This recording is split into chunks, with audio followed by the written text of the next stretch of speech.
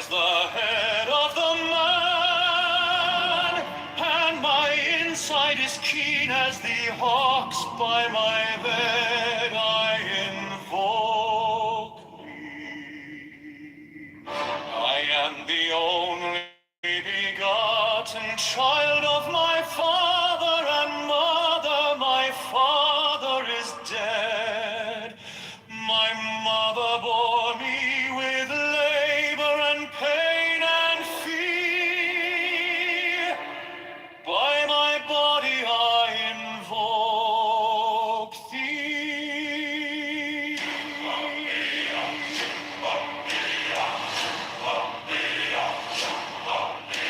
About me shine the diamonds of radiance, white and pure. By their brightness I invoke thee. Mine is the red triangle, reverse the sign given of none, save it be of thee, O Lord. By the Lamed I invoke thee.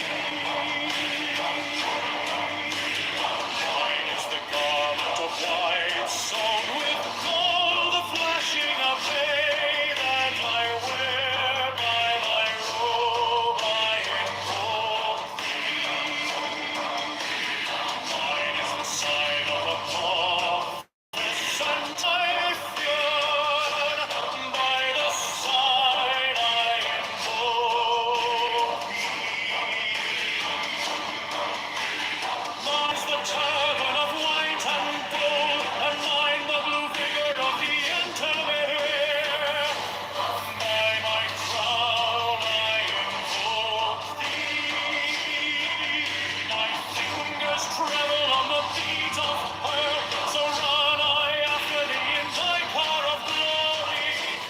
By my fingers I invoke thee. Mine are the wand of double power in the voice of the Master. Abracadabra. By the word I invoke thee. Mine are the dark blue waves of music in the song that I made a whole to invoke thee. Strike the master chord, draw the flaming sword, child and conquering Lord, Horus Avenger.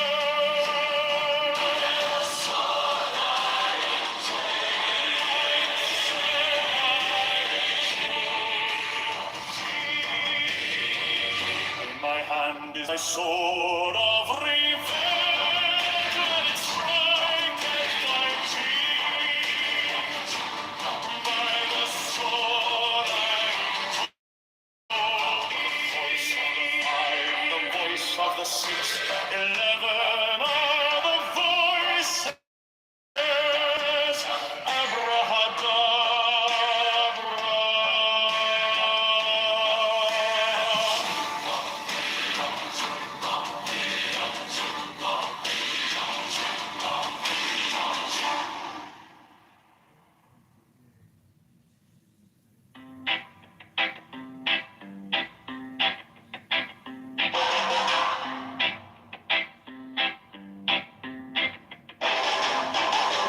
Mine is the head of the man, and my insight is keen as the hawks. By my head I invoke thee. I am the only begotten child of my father and mother. My father is dead. My mother bore me with labor and pain and fear. By my body I invoke thee.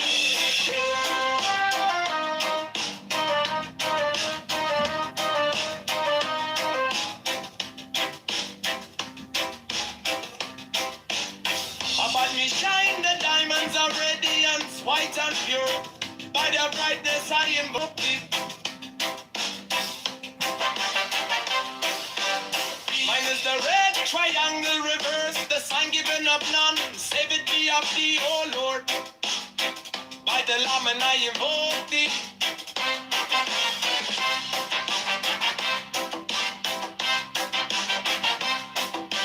Free mine is the garment of white, sewn with gold. The flashing of eye that I wear by my robe, I invoke thee. Mine is the sign of a prophet and typhon. By the sign I invoke thee. For mine is the turban of white and gold, and mine the blue vigor of the intimate. By my crown I invoke thee. My fingers travel on the beads of pearl, so run I after thee in thy car of glory. By my fingers I invoke thee. I hear the bond of double power in the voice of the master. Abrahadabra, by the word I invoke thee. Be mine are the dark blue waves of music in the song that I made a bold to invoke thee.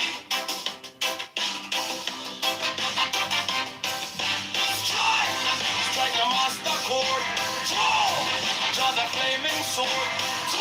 Child and conquering Lord.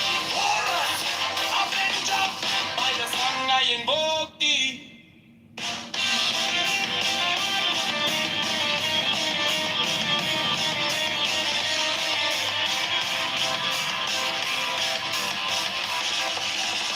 In my hand is my sword of revenge. Let it strike at thy bidding. By the sword I invoke thee. The voice of the fight, the voice of the sexy living, and the voices. Abraham of blood.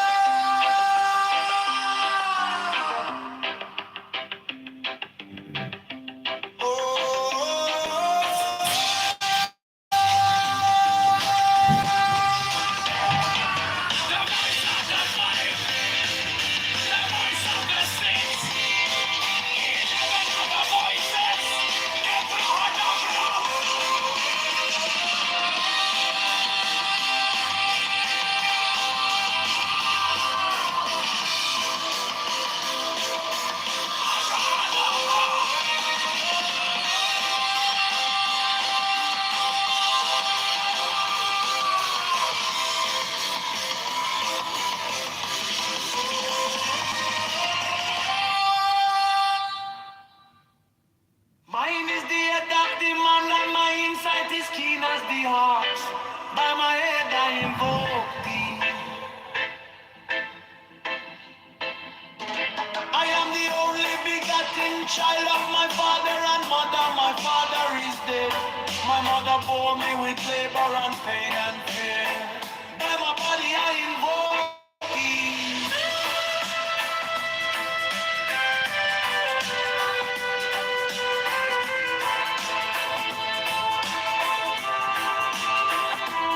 Above me shine the diamonds of radiance, white and pure.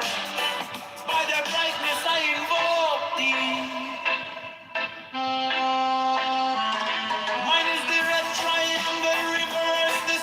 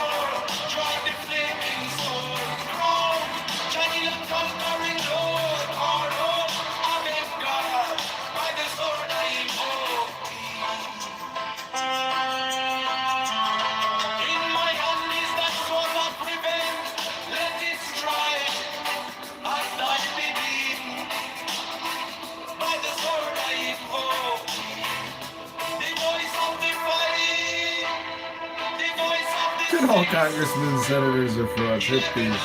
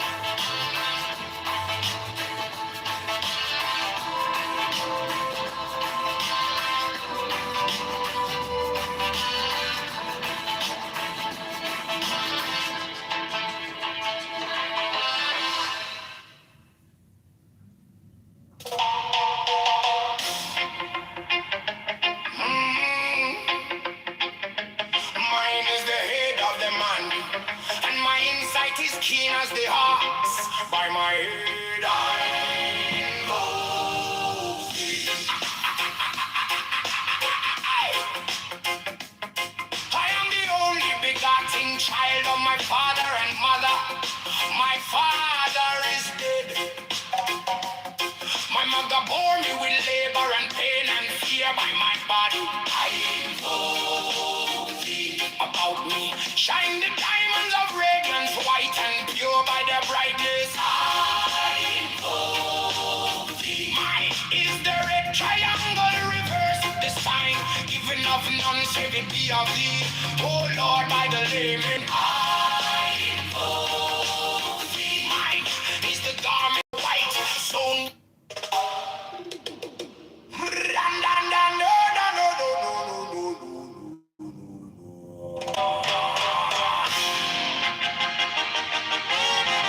mine is the head of the man, and my insight is keen as the ox.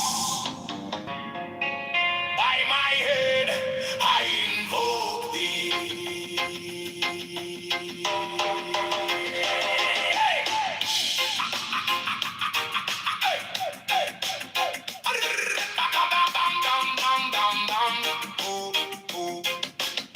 I am the only begotten child of my father and mother. My father is dead. My mother bore me with labor and pain and fear by my body. Invoke thee. About me shine the diamonds of radiance, white and pure. By their brightness, I. Mine is the head of the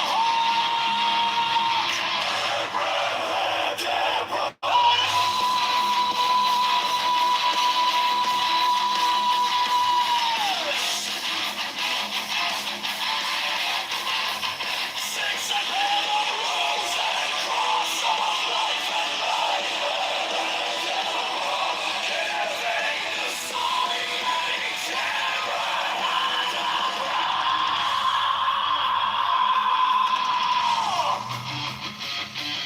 remaining in the sign, the invocation concludes. Therefore I say unto thee, come thou forth and dwell in me, so that every spirit, whether of the firmament, or of the ether, or of the earth, or under the earth, on dry land, or in the ether, of whirling air, or of rushing fire,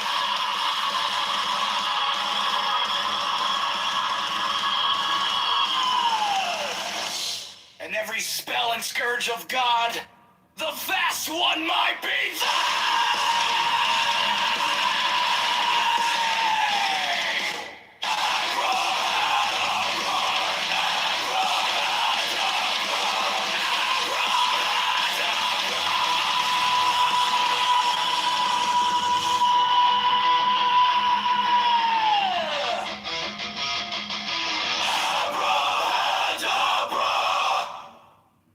mine is the head of the hawk, Abrahadabra! And yes, I bear the rose cross of life and life.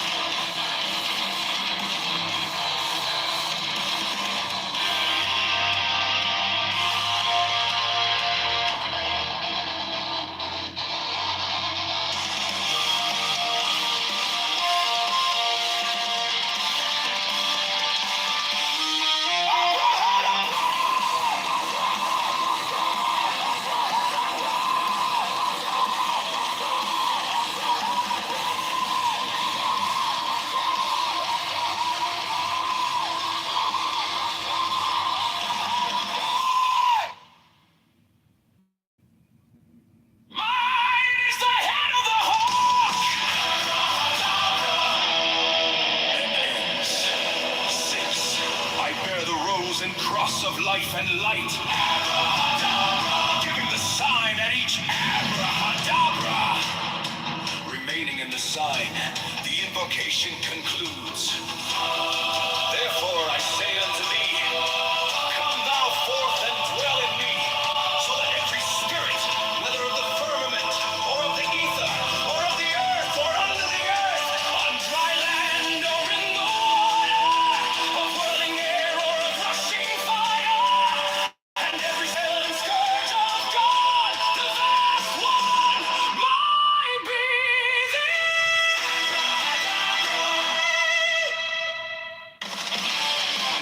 mine is the head of the hawk, abrahadabra, and ends. 6. I bear the rose and cross of life and light, giving the sign at each abrahadabra.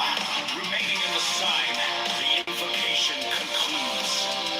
Therefore I say unto thee, come thou forth and dwell in me, so that every spirit, whether of the firmament, or of the ether, or of the earth, or under the earth, on dry land, or in the water, of a whirling air, or of rushing fire, and every spell and scourge of God, the vast one, might be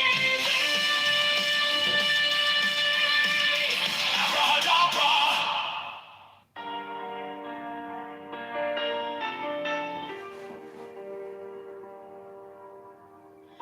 You came like dawn in my hands, soft but stronger than I knew.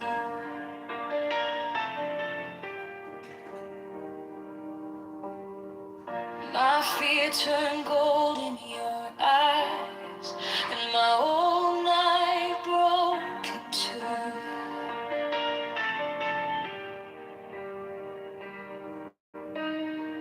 I was lost in the noise, now I'm learning how to stay close to your quiet light in the middle of the day. Stop thinking, let it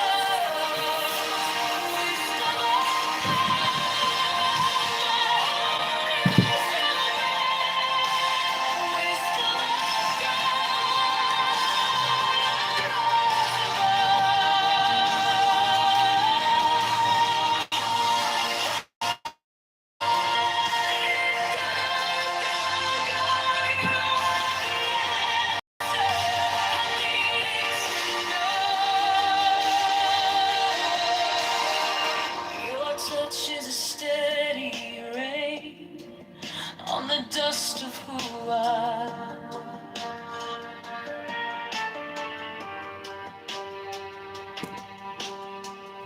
Every wound gets named and it fades in the hush.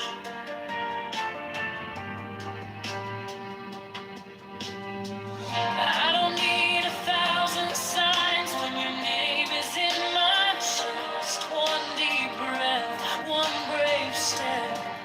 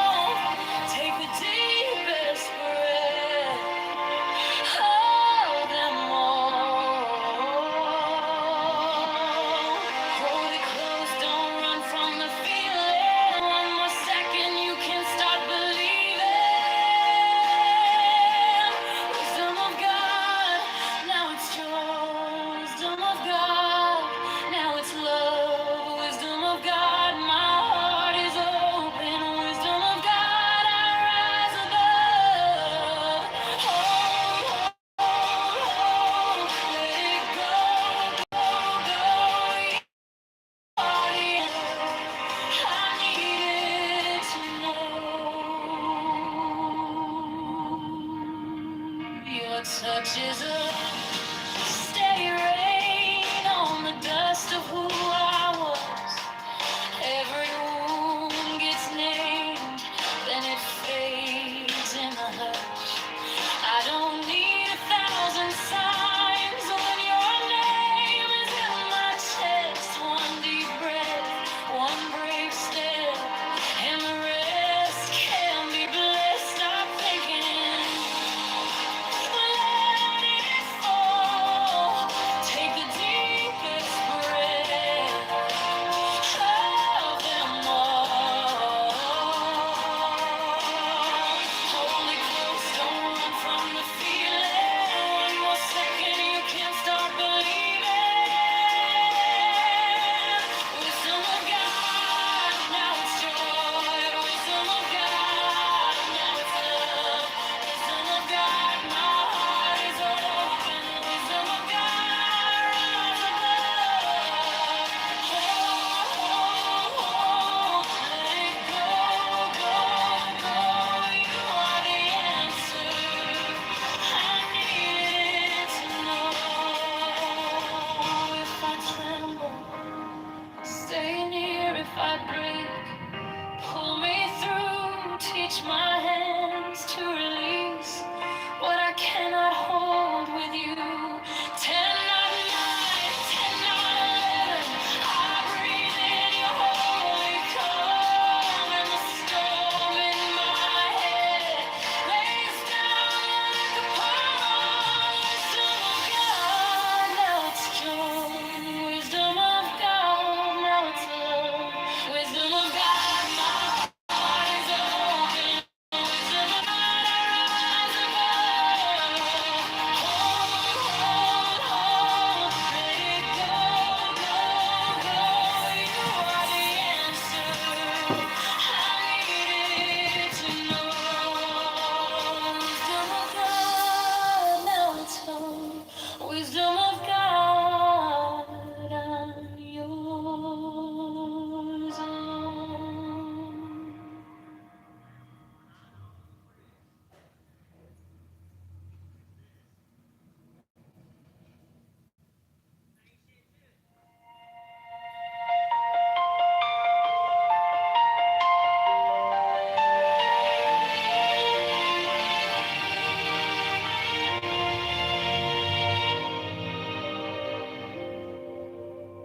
Wisdom of God is now joy, love, heart, enlightenment. You found me in the quiet with my hands still shaking. I was carrying the hurt like a name I couldn't drop. Then you touched my trouble and the whole room stopped. Stop thinking and your problems. Take the deepest breath of the day. All for 10, not 11. 10, not 9. Stay.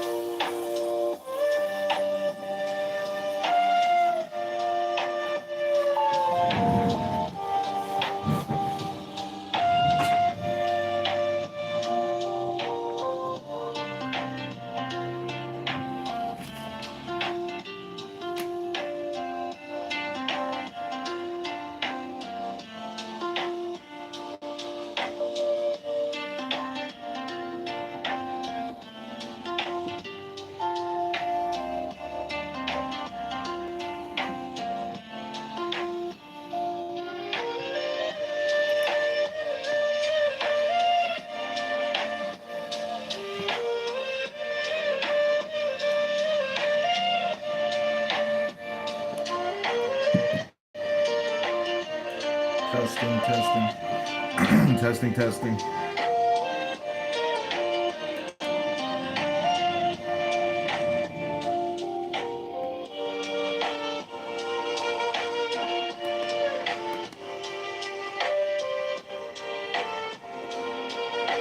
testing, testing, testing, testing,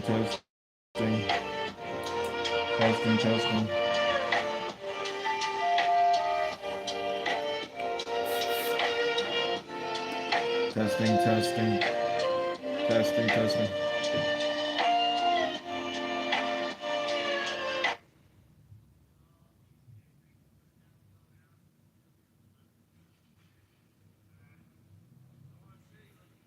testing, testing, testing, testing, testing, testing.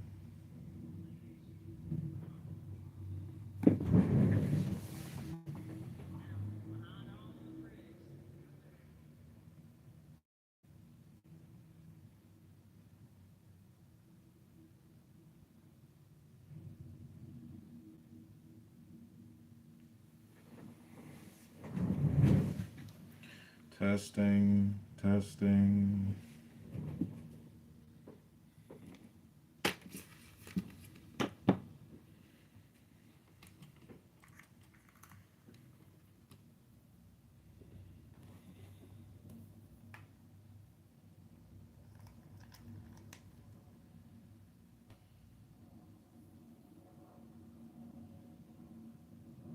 Hello, Gamma.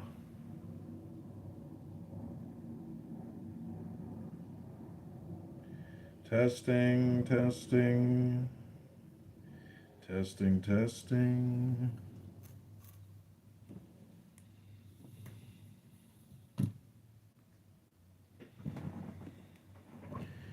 Testing, testing, testing, testing. Testing, testing, testing, testing. Testing, testing.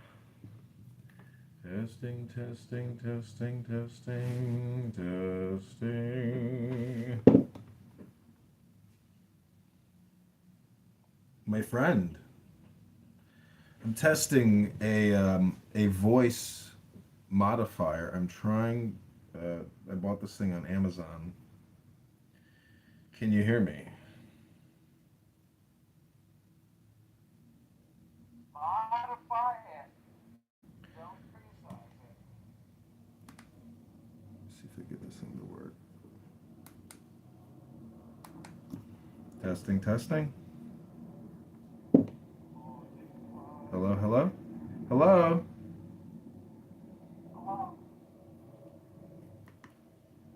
Maybe, I really don't know how this thing works. I got an instruction manual. It's amazing. I see ads on Instagram for like an electronic item. Then I go to Amazon and I find it for like 50% less, immediate delivery.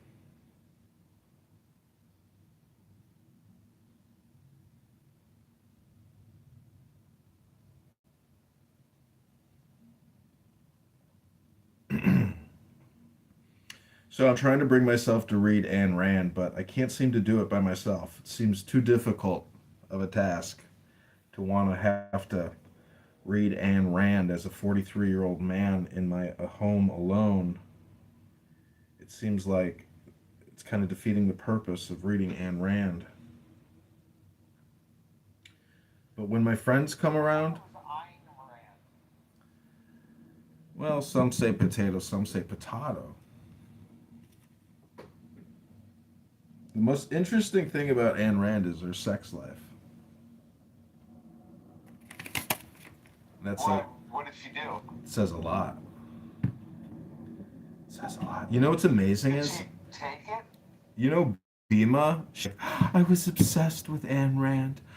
I studied underneath Edward Bernays, and I spent so many years reading Ayn Rand. And so I did a reading room with her where we read Ayn Rand together from the same book, chapter by chapter. And BB came in the room. He's like, come on, Bimo, let's go fucking do a crazy fucking room. Let's do it right now.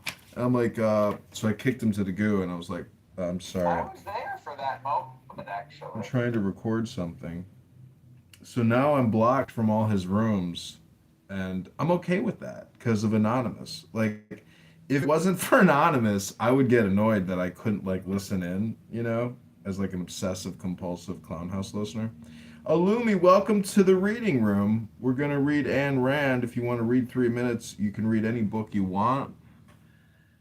Doesn't matter what you read. We will listen to you read for 3 minutes if you listen to us read for 3 minutes. It's up to you. You can or you can participate. It's up to you. Indeed, my sheep John, I shall deliver to you nurse. You've given me 3 minutes. I shall take my time to run. Okay, you want 3 minutes to read a book? Do you want to go now? Well, I'm not interrupting anyone, am I? No, we haven't You have started. We haven't started notes. it yet. Indeed, let me find. uh,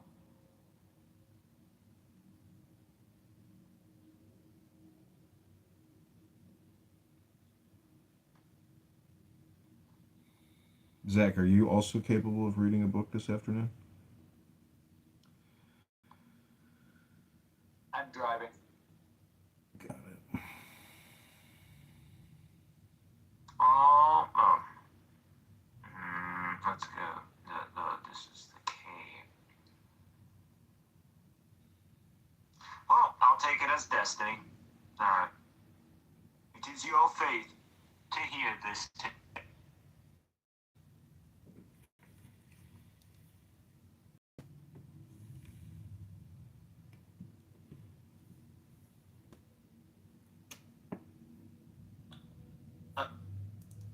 God, El Allah, the most compassionate, most merciful.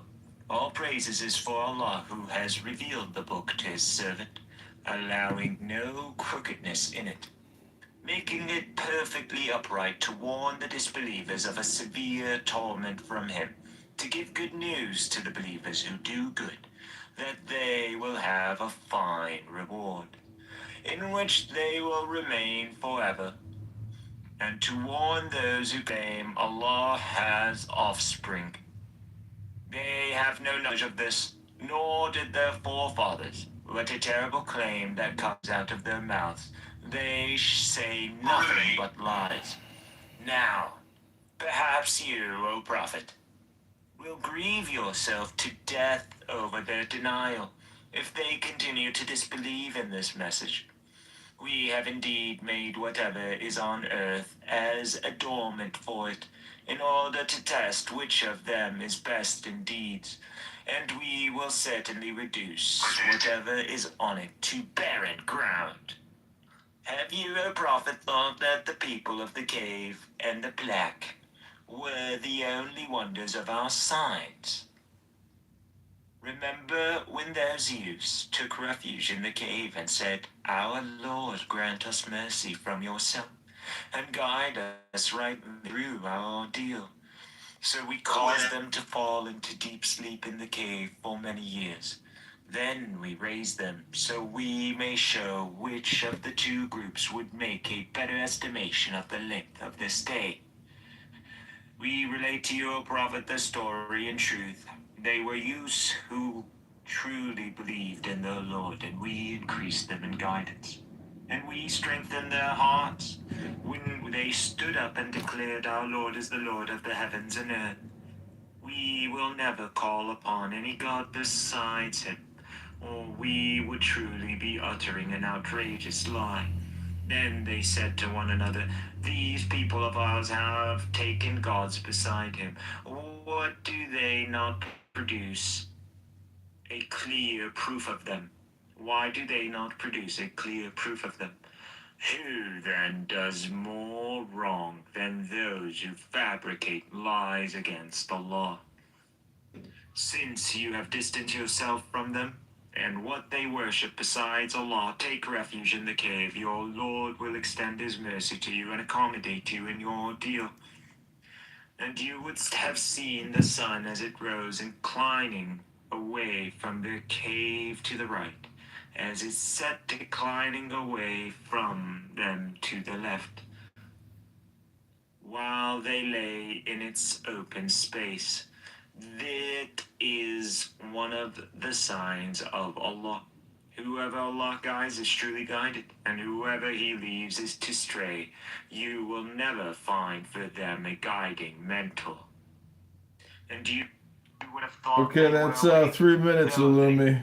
That's 3+ minutes. That's 4 minutes. We have a 3 minute cutoff. Alrighty. It's a 3 minute No reading worries. room. Yeah. No worries, my friend. What a wonderful reading. What does that tell you? Like, what did you gain from that, experience of reading that? You tell me. Um, one is the way you read it. I think, it's almost to me like I can't tell sometimes. I'm like, is he making fun of this material in the way that he's reading it?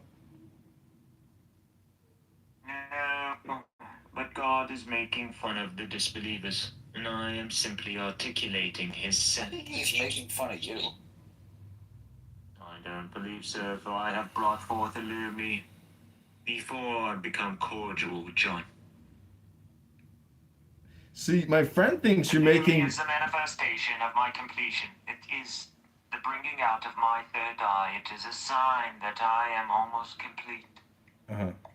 See, my friend thinks that you're making fun of me because I read in a maybe similar type of English accent prose.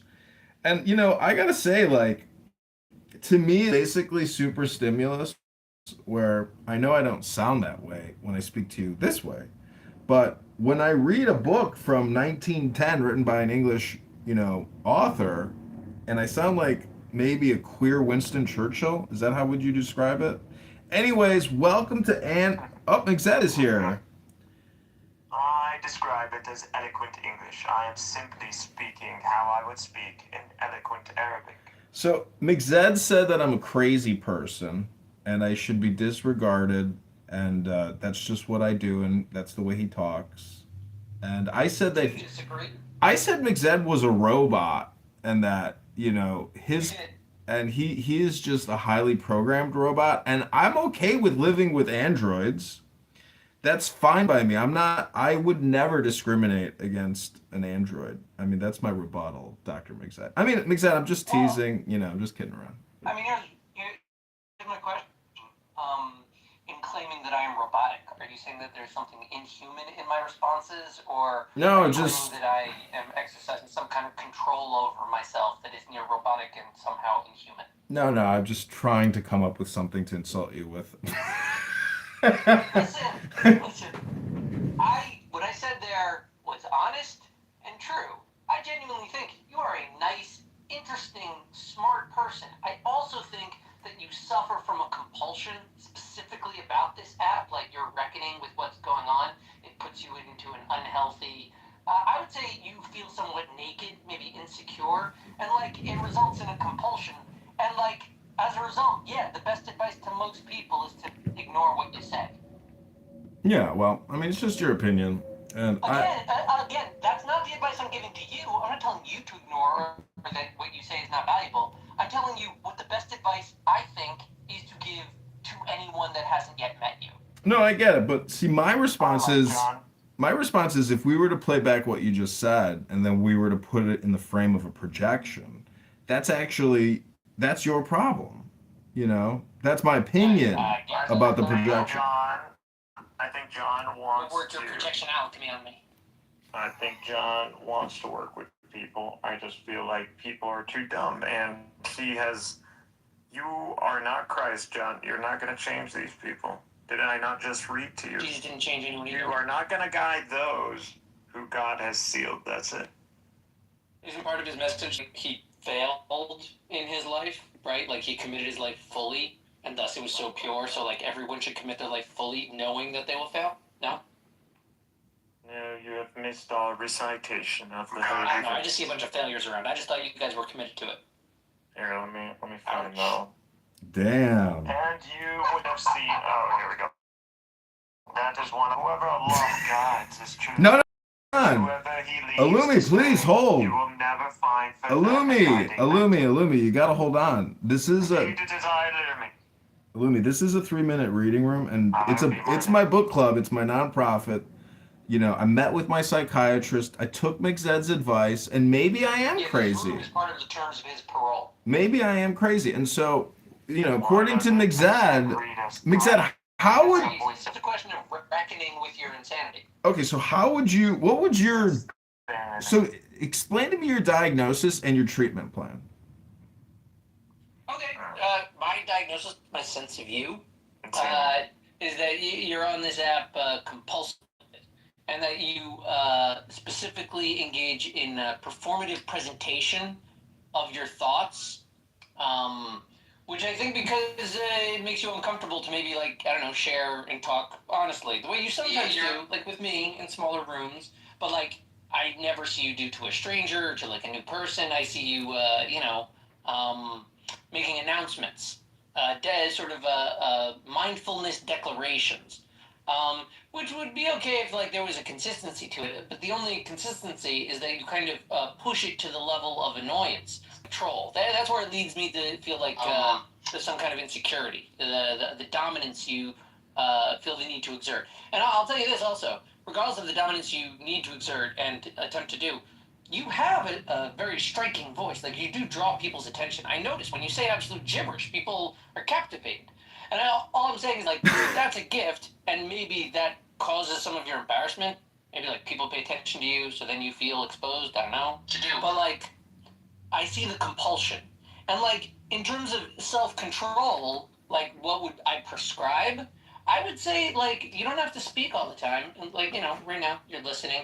And, like, I would experiment with different styles of communication than the one you're leaning on.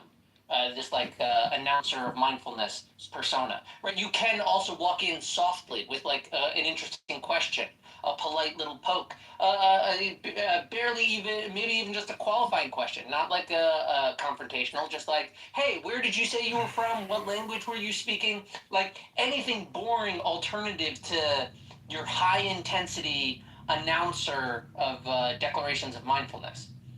But you asked quickly my diagnosis, my treatment plan, and by the way, not a fucking doctor. Yeah, I mean, sounds like I agree. Lolly. What, Illumi? Kind of sounds like Lolly right now. Lolly? There's nothing really wrong with anything that.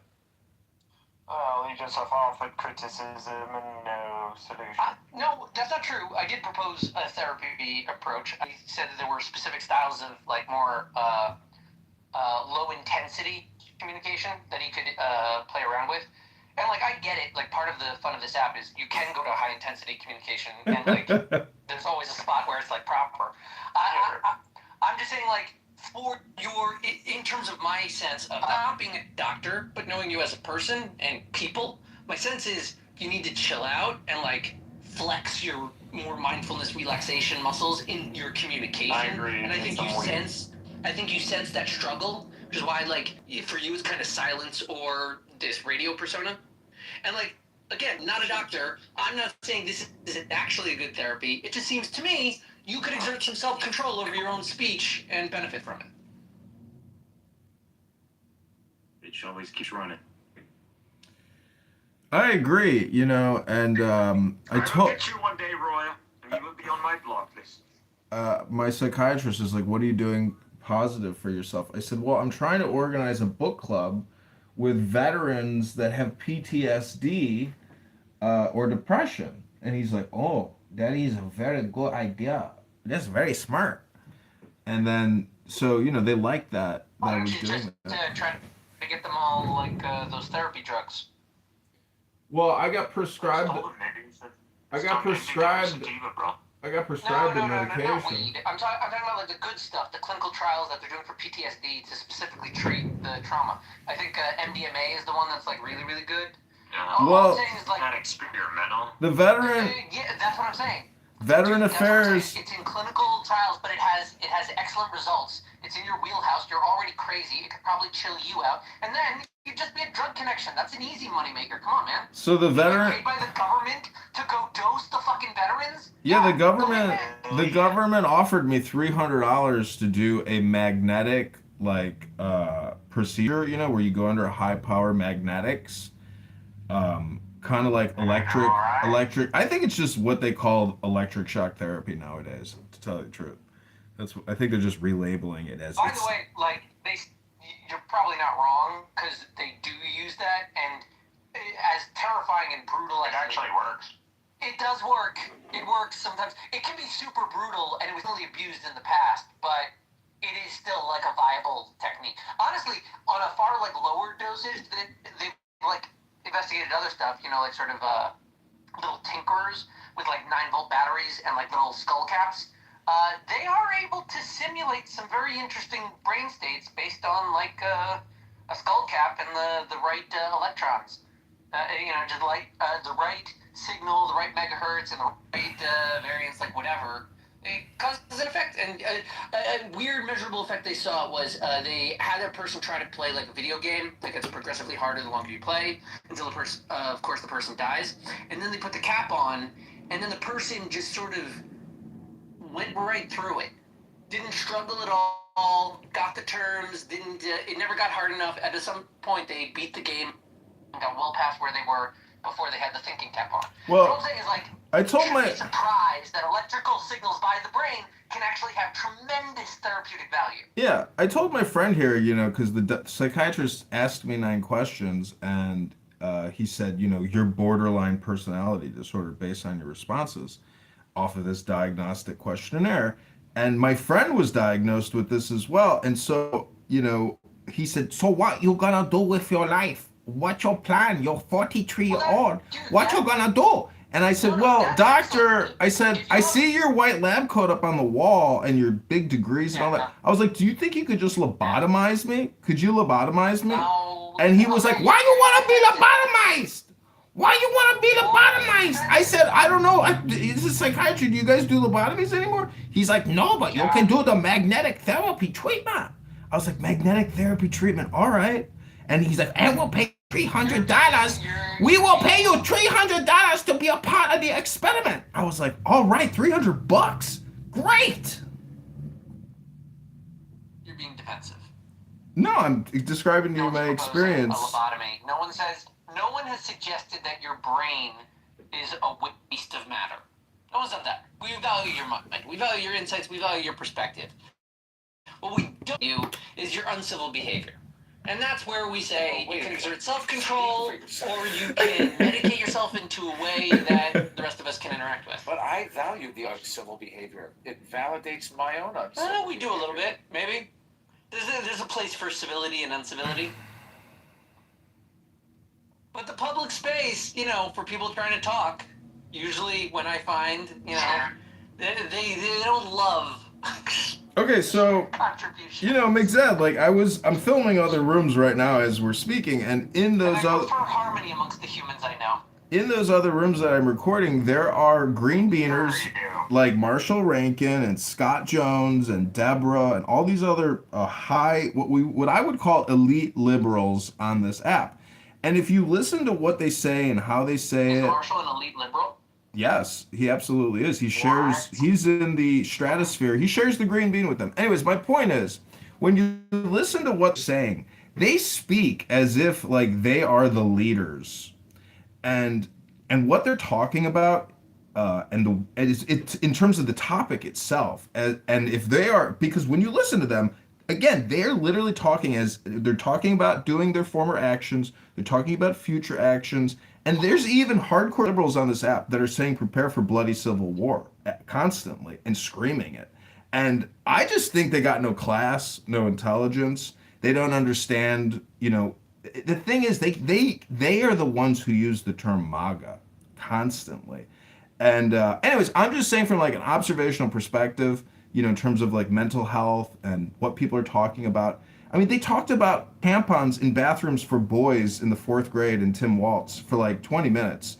They're still talking about that and debating it as if everyone deserves reproductive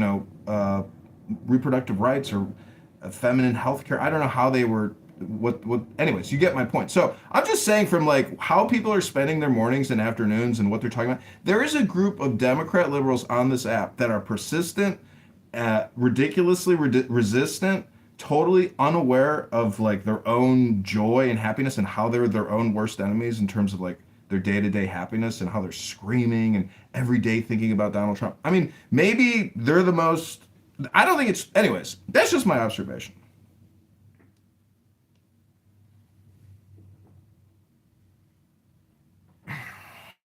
But this is a book club because after talking with my psychiatrist, Dr. Vinny Boombatz, Dr. Kim Lee Suk Wan, I, want to say that I'm kind of impressed with the doctors at the VA. I didn't meet one doctor who's actually an American.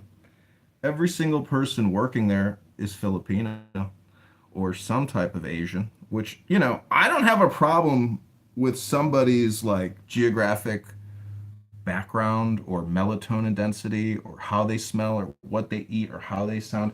I don't really care.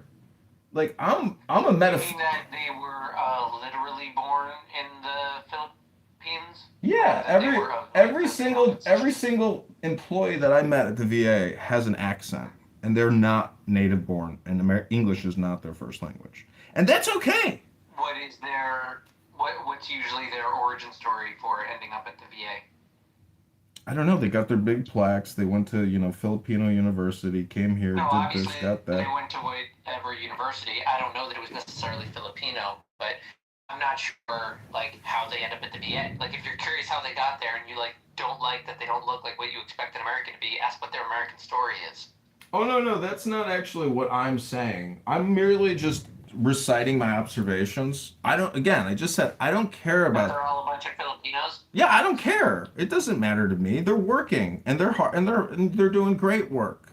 And they're making great salaries and budget. Did you know what the VA budget is? It's 150 billion a year just in disability pension.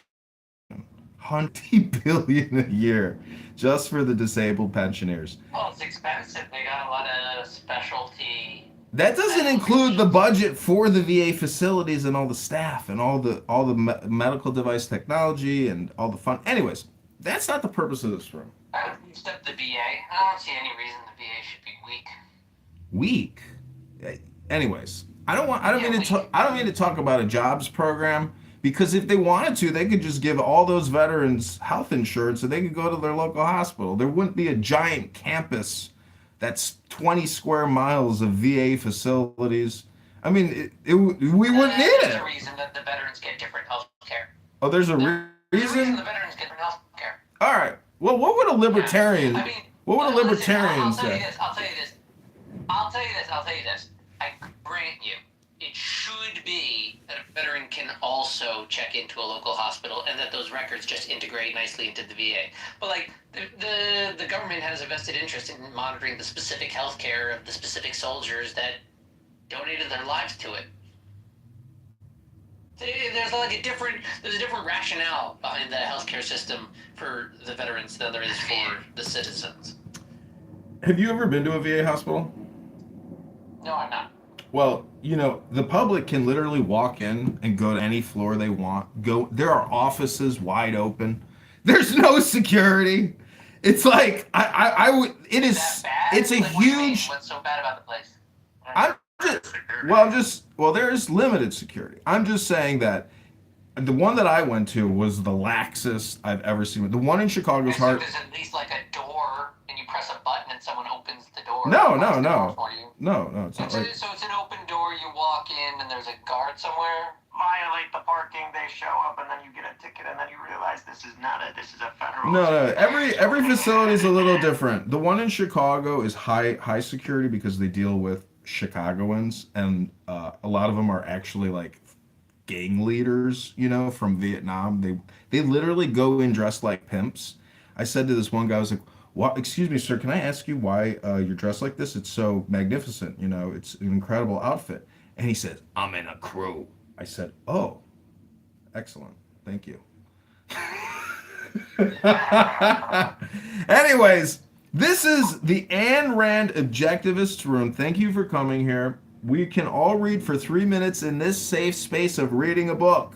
Alumi read from the Quran about Muhammad in the cave.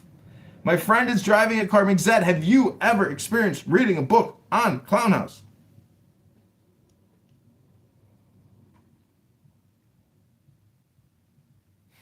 You can't say clown house, bro, and then expect people to take you seriously. Like you're kind of insulting them. I do agree there are a lot of clowns on this platform. I'd say the overwhelming amount are clowns. I would. You insulted people. You insulted the overwhelming amount of people on this app. Indeed, but I am Illumi. Everybody understands that I am a rational, coherent actor.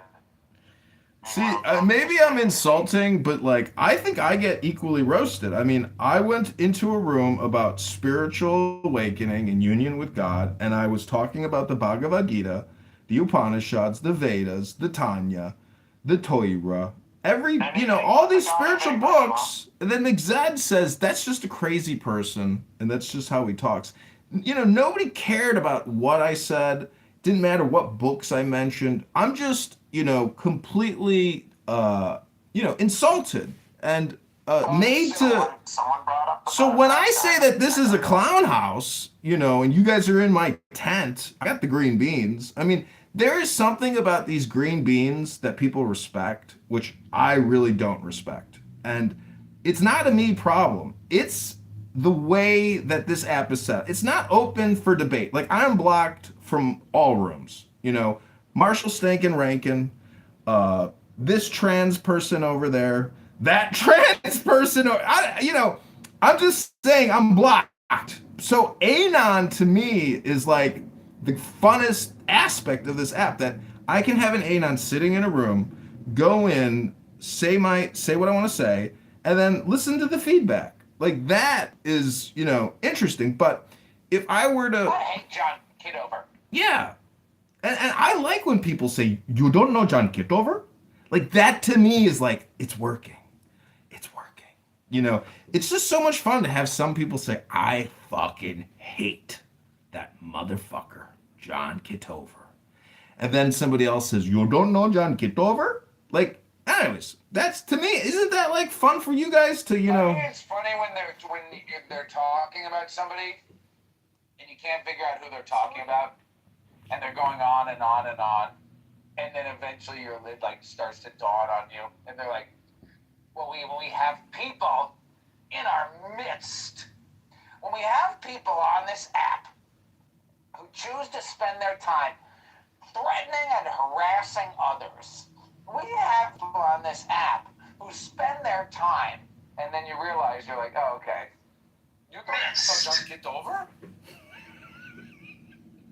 See, I mean, you can catch people making the most ridiculous thing, but it's not even the fact that people make ridiculous statements on this app. It's that, like, it's what they're talking about. And that's why when I read a book, I really value the experience of reading a book, because it's not me listening to all these woke leftists talk about their woke leftist topics, and I'm filming them simultaneously. So it's like I am being productive. Because I'm agitating, Benjamin, maybe Benjamin on this app. He claims that's like the pearl theory. It's like you just agitate enough, to make that pearl. And I like pearl necklaces. I like pearl jewelry. I like giving pearl necklaces. And so when Benjamin, brought up this theory of the clam or the theory of the oyster, I was like, that's fascinating, because I do think I'm an irritant. And that's why yesterday Pro Lyrical on this app had a room called The Most Annoying People on Clubhouse. And to me, that's just projection, because he is actually one of the most annoying people on this app. And everybody in that room for the full 24-hour cycle that talked whatever, whatever they talked about. I mean, it's great content, but the way I film it sucks. Phone to phone sucks. Like, if you could do a perfect 1-to-1 and just take this screenshot and perfectly overlay it into YouTube every time, Chris, another guy in this app, he has perfected that by using, virtual computers on his desktop and Club Deck. But to me, it's really about like knowing that John Kitover is out there recording you. And if you were to only take the time to actually review any of the 100,000 plus videos of John Kitover's YouTube accounts, you would see the dedication, the commitment, and the hard work and productivity that went into recording really 5 years of Clubhouse experience. And they suspended my YouTube account, and it was crazy. They actually suspended my account over a video from like 4 years ago or something of a Clubhouse room. It was so old. I was like, how the? So it must be algorithmic because I have so many videos up. You just give up after like at least 3 minutes. You can't go through any of it. It's just so incredibly dense and pointless. It's just amazing how I've taken an entire compression of 5 years of Clubhouse and it's completely worthless. It's got no value. No one looks at it. But I think it's really because of algorithm discrimination. And if people talk about, discrimination and civil rights and all these constant, never-ending discriminators in this country, I, as just a human being, feel that like my mere existence is now being discriminated against by major technology platforms, by the algorithm. And it's, maybe it's a me problem. I mean, I get flagged for hateful, abusive speech content, and it's amazing that it's actually me saying it sometimes, But what I'm saying is actually legal. It doesn't violate their policies. It's just the complexity of how do you define and accurately diagnose hate speech using algorithmic methodology. And then it goes to an appeal process. And then they come back and they say, no, we have determined this is hateful. And it's like when I listen to it, I'm like, anyways. I usually don't listen to it. I just move on. But welcome to the Ayn Rand room. Kitty, Michelle, Mark, the NFer down in the goo. I did buy a voice modulator simulator thing here. I'm trying to figure out how to use it. It's only $20. It's made in China. And I think it would be a lot of fun to, come in. You can be a baby. You can be youthful. You can be a male. You can be a king. You can be a lolly, a youth, a female, or a witch. Male to female or female to male. Then it has a bunch of sound effects like kissing, laughter, cheerfulness, applause, suppricide. I think maybe the spelling are on the actual device. Show up, crow, and time. Oh, maybe it says surprise. Surprised, but they got it spelled wrong. So, again, this is a reading room. At any moment, anyone can read a book for 3 minutes. It's completely up to you. Like I said, do you want to read a book for 3 minutes? I know you like the conversational experience more than actually reading a book here.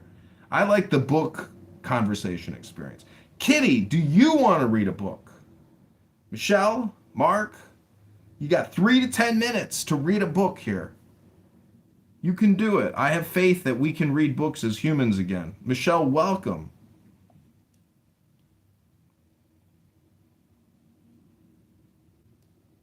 Hey. How are you doing, darling? I'm okay, and I've read for you before. We've done this before a couple of years ago. I'm not here to read because I'm actually doing my eyebrows at the moment.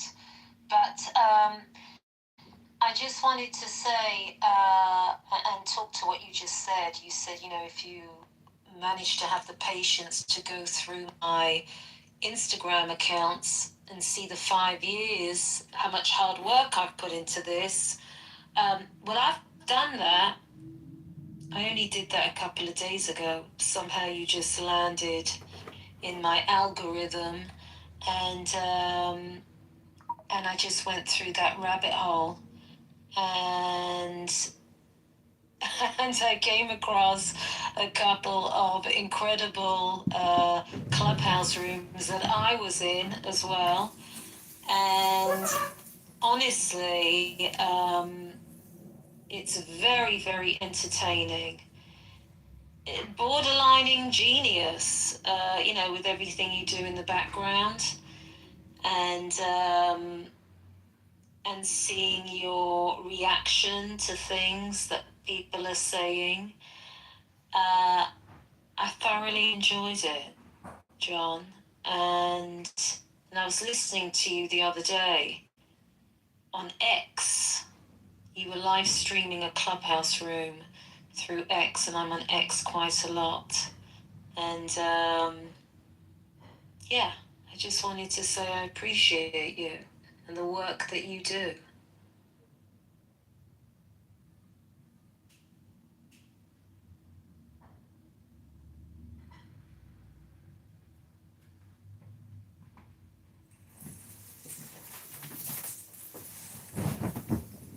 Oh, well, thank you so much, Michelle.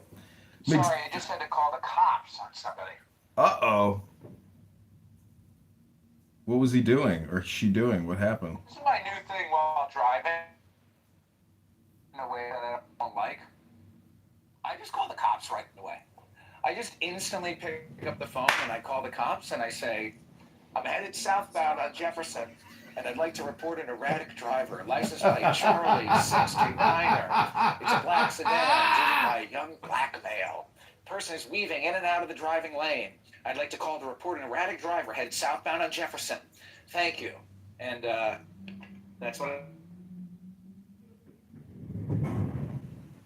Rabboni Shalom. Either you're a great driving instructor or you're a terrible driving instructor. I wouldn't know until I experienced being in the back seat of you driving a car with a student.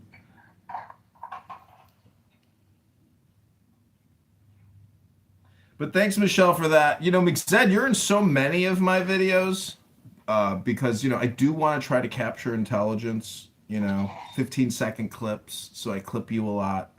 And I mean, nobody watches this, nobody leaves comments. It could just be bots watching it. But Michelle claims she actually found a video of herself, which I find unbelievable because there are thousands and thousands of videos on Michelle, Instagram. what are you doing in the crazy room? Hey, Mixed. How you doing? No, I was just saying that I appreciate what John does, or Edmund, or whatever he calls himself these days. Right, good question. I appreciate it, and I was listening to it the other day. I was listening to some past clubhouse rooms, and it's just the whole thing and seeing his reaction to stuff, and it's very, very entertaining. Ah, see? John, your work was not in vain. You have a loyal fan. Papa. I'm a fan. And he's streaming me on something else now. I can hear. What am I on? Well, Michelle, people aren't streaming your voice. Pretty much everyone on Clubhouse agrees it's the most lovely. Thank you.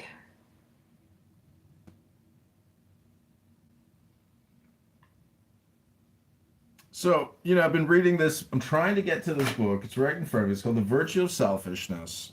It deals with ethics. And, I asked him, said, once, how would you teach an ethics class? I was like, you wouldn't just give a reading list, read the books, discuss the books. He's like, no, I'd sit there and we'd figure out No, first. I wouldn't do that for an ethics class. I'd probably start with definitions of terms. Yeah, that's exactly And what then, you said. Whatever people. I'd run it kind of like a group therapy. I'd be like, first, what are terms, and then I'd ask people what people thought was ethical or moral, and then we try and grow off of that, somewhat Socratic. Just try and provoke and see where the conversation grows while people think about ethics. The problem with the way people discuss it nowadays is they use ethics more as a litmus test for a false philosophy or ideology. If it violates some kind of moral sense they have, then they say it must be wrong. But My they don't reel think got through over with 6,000 views. Sorry. I thought you were done. Sorry.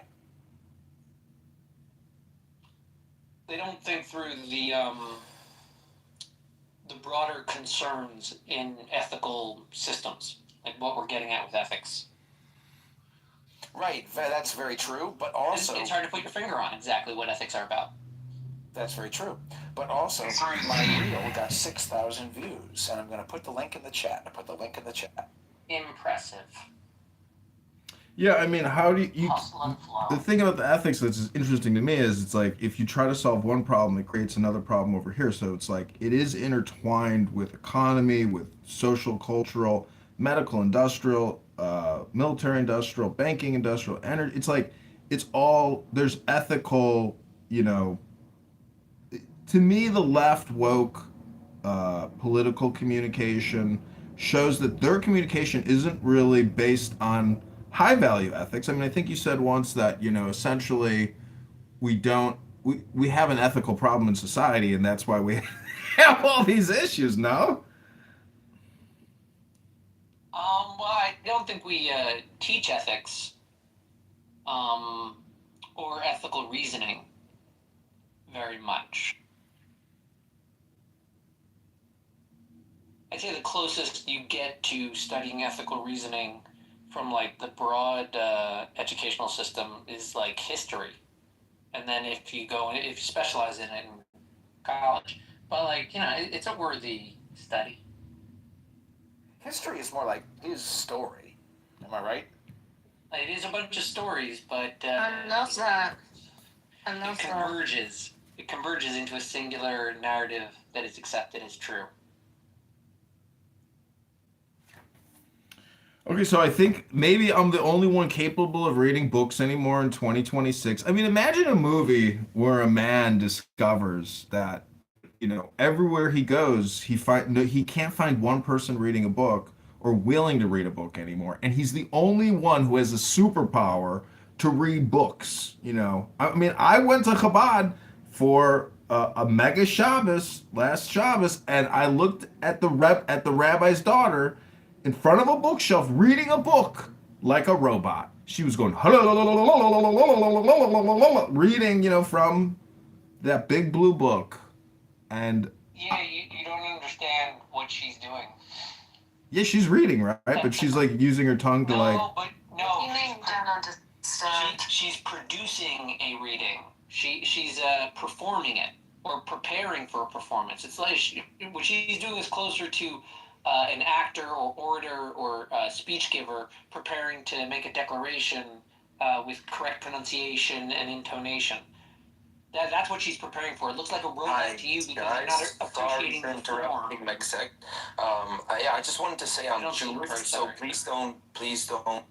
No, I'm not saying like I'm being facetious when I say she's a robot. I thought she was like reading, but like reading silently, but still like using her mouth to like formulate the words or something. I'm just making fun of the robot word. No, all I'm trying to highlight is Jews engage in a lot of mechanistic behavior, but the meaning of it isn't necessarily their interpretation of like what they're reading every time. Sometimes it's pronouncing it. Sometimes. Hang on, do you mean she was davening? Yeah, she was davening basically. I'm not sure what he's saying. John? Yeah, I don't know if it was davening per se. She looked like to me she was reading a book, but like I had never seen somebody like. I guess she was actually just quietly reading out loud. That's what she was doing. Yeah, people read, especially when they shun television. Yeah, everybody's dressed like a Mormon, Yep. and I think it's great. And by the way, like beautiful little family life. The family learns to interact with each other with less screens. Yeah, it's remarkable. I mean, and he's got a big family. He's got like I think 8 kids, 9 kids, somewhere up there. Mm-hmm. And his wife looks like she's 29. I'm like, and she looks great. They're having all these kids, and she's so nice and back, baby. yeah. Some of them are very glamorous. Yeah. They walk around in high heels. They've got like a 10,000 shaitalon, $10,000 shaitalon. They're very, very glamorous. I knew a very impressive Lubavitch woman who had given birth to, I think, 6 or 7 children, and she was also, I think, a cardiologist. She was at least a doctor, but I think she was a heart doctor. And her husband was like a handyman Lubavitch guy. And I was just endlessly impressed with that woman.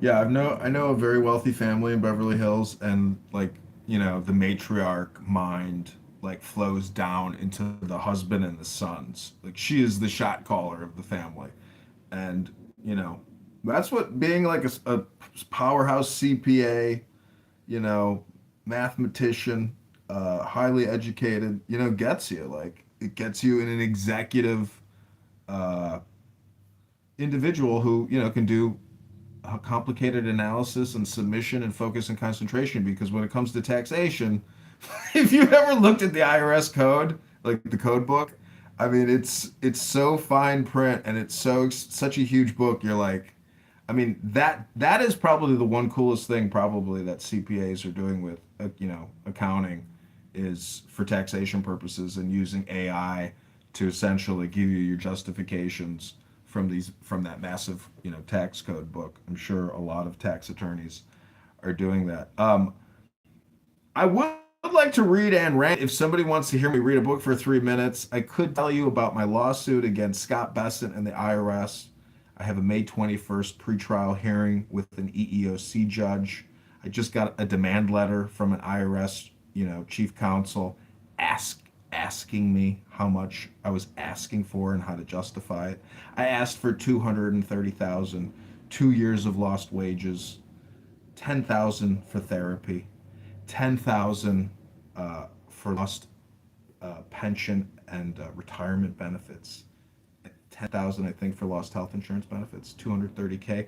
I'm hoping they come back, at 100K. That would be nice. Rabono Shalom. If they come back with nothing and they force a trial, Rabono Shalom. It goes to trial.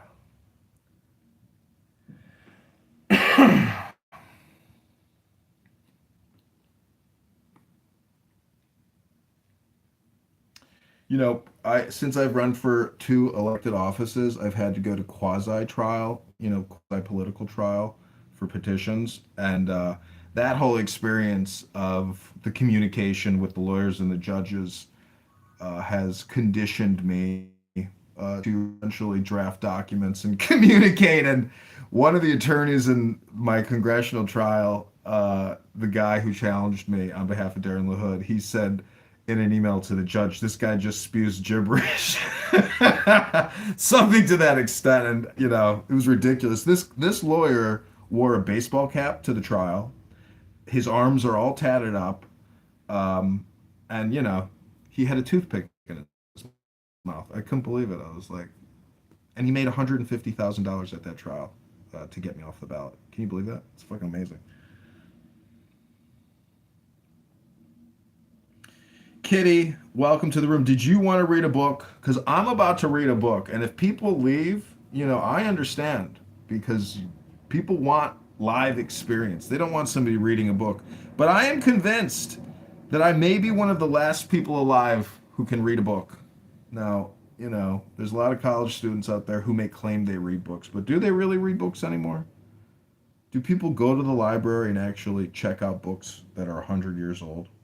Because the last time I went to the library, it was all new books. There was nothing old in the library. Everything was new manufactured. I was like, well, kind of sucks. Can't get access to the old stuff. Sometimes the old stuff is the best stuff. The new stuff is just like manufactured new stuff. It's not like see, stuff in the 1910s and 20s was like new experience, new discovery, new research. And now everything they reproduce, it's just like reruns. Kitty, did you want to come up? Because I'm about to read Ayn Rand for 3 minutes and clip it on YouTube in 3-minute increments. We are on page 26. Welcome to the book club, Kitty.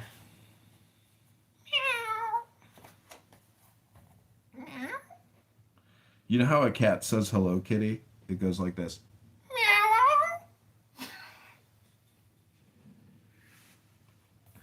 Okay, this is Ayn Rand. Oh my God, Kitty. If you don't come up this time, I'm giving up. Okay, I'm giving up on you. It doesn't work. This is The Virtue of Selfishness by Ayn Rand, read by mayoral candidate John Kitover. Go to mayorkitover.com or John Kitover Chicago.com. This is Ayn Rand, page 26. The Objectivist Ethics, the Virtue of Selfishness. Man cannot survive like an animal by acting on the range of the moment. An animal's life consists of a series of separate cycles, repeated over and over again, such as the cycle of breeding its young or of storing food for the winter. An animal's consciousness cannot integrate its entire lifespan.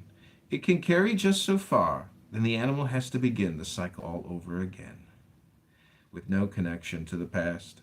Man's life is a continuous whole. For good or evil, every day, year, and decade of his life holds the sum of all the days behind him. He can alter his choices. He is free to change the direction of his course. He is even free, in many cases, to atone for the consequences of his past, but he is not free to escape them, nor to live his life with impunity on the range of the moment like an animal or a playboy or a thug. If he is to succeed at the task of survival, if his actions are not to be aimed at his own destruction, man has to choose his course, his goals, his values in the context and terms of a lifetime. No sensations, percepts, urges, or instincts can do it. Only a mind can. Such is the meaning of the definition, which is required for man's survival, qua non, qua man. It does not mean a momentary or a merely physical survival. It does not mean the momentary physical survival of the mindless brute, waiting for another brute to crush his skull. It does not mean the momentary physical survival of a crawling aggregate of muscles who is willing to accept any terms, obey any thug, and surrender any values for the sake of what is known as survival at any price, which may or may not last a week or a year. Man's survival qua man means the terms, methods, conditions, and goals required for the survival of a rational being through the whole of his lifespan and all those aspects of existence which are open to his choice. Man cannot survive as anything but man. He can abandon his means of survival, his mind. He can turn himself into a subhuman creature, and he can turn his life into a brief span of agony.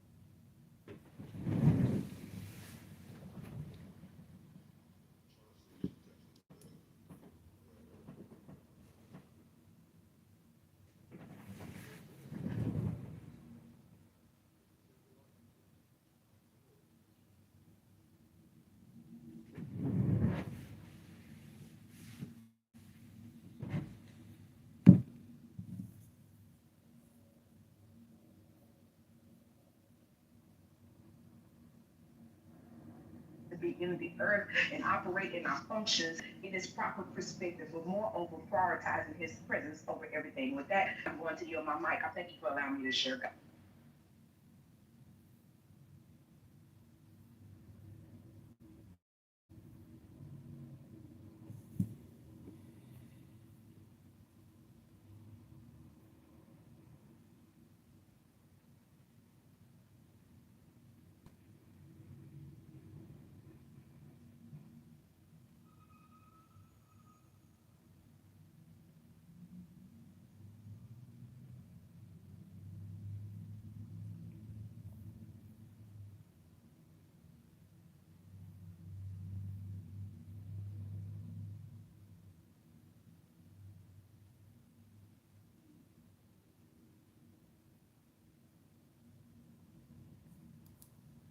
having a leading coefficient have a negative value when you could have buried the negative kind of thing. And now I'm kind of in doubt if that was supposed to be a negative all along, or, but if I see, I'm saying, like, whatever the thing is that you're going to do in math. And so we're just using it as an example to, not because I care, just because I know somebody else might. And if you don't hear it from me, I'm literally being paid to tell you kind of things that will or will not fly in the industry in school. So it's like, that's what you're simulating. So yeah, it's a perspective, but there's a better probability that I have the correct perspective. Like that's what you're getting paid to do. People imagine them coming to you and you're a lawyer and you're teaching them law and you're not telling them about what's happening out in the real industry. Like, is it just a perspective problem? You know what I mean? Well, the real dilemma in my mind would be, like, let's say you had a student who, just for whatever reason, is refusing to do it the right way, but they're kind of getting it right, like they're smart, but maybe the classic thing would be like somebody who's acing the test but not turning their homework in or something. And you have a stated policy about how much of the grade, but then you learn, like, oh, this person is maybe has some issues at home, or they have to, like, they don't have to take care of their brothers and sisters. You start learning these things, and you start thinking, like, well, what's the goal here? Is the goal compliance, or is the goal, like, understanding? And if they can demonstrate understanding in a way, like, are we, then the classic thing would be like, well, it's not fair to the other students if I get a grade. But then it's like, well, I don't know, maybe the policy should have included alternative ways of demonstrating understanding. Like, maybe what we need is a little more diversity in how. So that's the kind of thing that I actually anticipate being like a real world issues for a teacher. And so you have a kid who, like, just some weird gothy kid who always has to scribble on their stuff, and you could just there's another one, I'm not accepting that. But then you could literally be, like, ignoring the fact that they're kind of getting their shit right. I would hope I'm the kind of person who's flexible enough to kind of see through that. But still, it's really important just to teach these kids, like, yeah, you gotta sign your name legibly. You gotta like put the answers in the right spot. You gotta presentation does matter. You're telling them early on what matters in your industry, and to some extent your little fiefdom, and, like, think about like another example of that would be, let's say you're working on Mercine primes or something, or probably a better example is something that's going to be polynomial heavy, right? Like a Fermat thing or something, and you have a descending degree polynomial and you don't put it in descending degree. Like, we all know, anybody who's ever done any amount of math would know that if you see something that's not in descending degree, that it was either lazy or they don't know. It's the equivalent of mispronouncing the name of a term in industry, and we all do that, right? But it's embarrassing when you mispronounce it, because, oh man, you've only read about that, you've never used it in the field, kind of thing, right? It's that kind of stuff. And it's like, you don't want to tip your hand if you don't have to. You don't, especially if you already got stigmas about you. It could be race, could be gender, could be your name, could be whatever, could be you're not from the country, right? Could be whatever it is that's already working against you, and then you make somebody pay extra attention to you. It's like, just probably not the best thing you want to do if it's a negative thing, and you're letting people be aware of it. They can make the decision they want after, but you got to point it out. And if you, like everything's reward and punishment. You have very few options in a classroom to be able to reinforce something that you think is of note that they should know. We'll talk more about religion, but since you're not calling attention to yourself is an interesting concept, because some people would be like, well, of course you want to call attention to yourself, but you want for your work, not because children, and she was also you're late, or because you were in a silly hat, or because you're because you can't to designate children write your name legibly, or other people will register their discontent. good ways to call attention to themselves. Because you don't like. no matter how you manifest your value. Except we live in the there's no bad news. Oh, wait, what's the term? Better do the Publicity is good publicity. Right.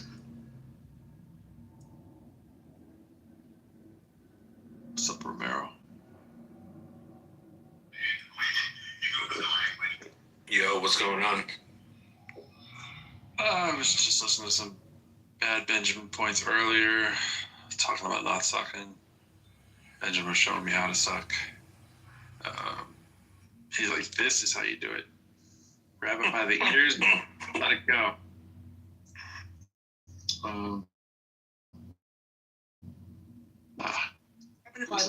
It's the opposite of sucking. You have to be the one who has your ears grabbed. Damn. Really? Yes. Think about it. I don't know if that's a truism. Well, how can you be the sucker if you're not having your ears grabbed? You're the suckee. I can think of some ways. Oh, I'd like to see. Just of educational purposes only, of course. And I'm sorry, dog. Disturbed you? I'm sorry. I didn't mean that. I forgot about you. The dog is choosing the high ground again. That's all she does. A picture yesterday of her choosing the high ground. you missed Andy Scher. Romero missed Andy Scher. Sure. Are you here, Romero? Yeah, what's up?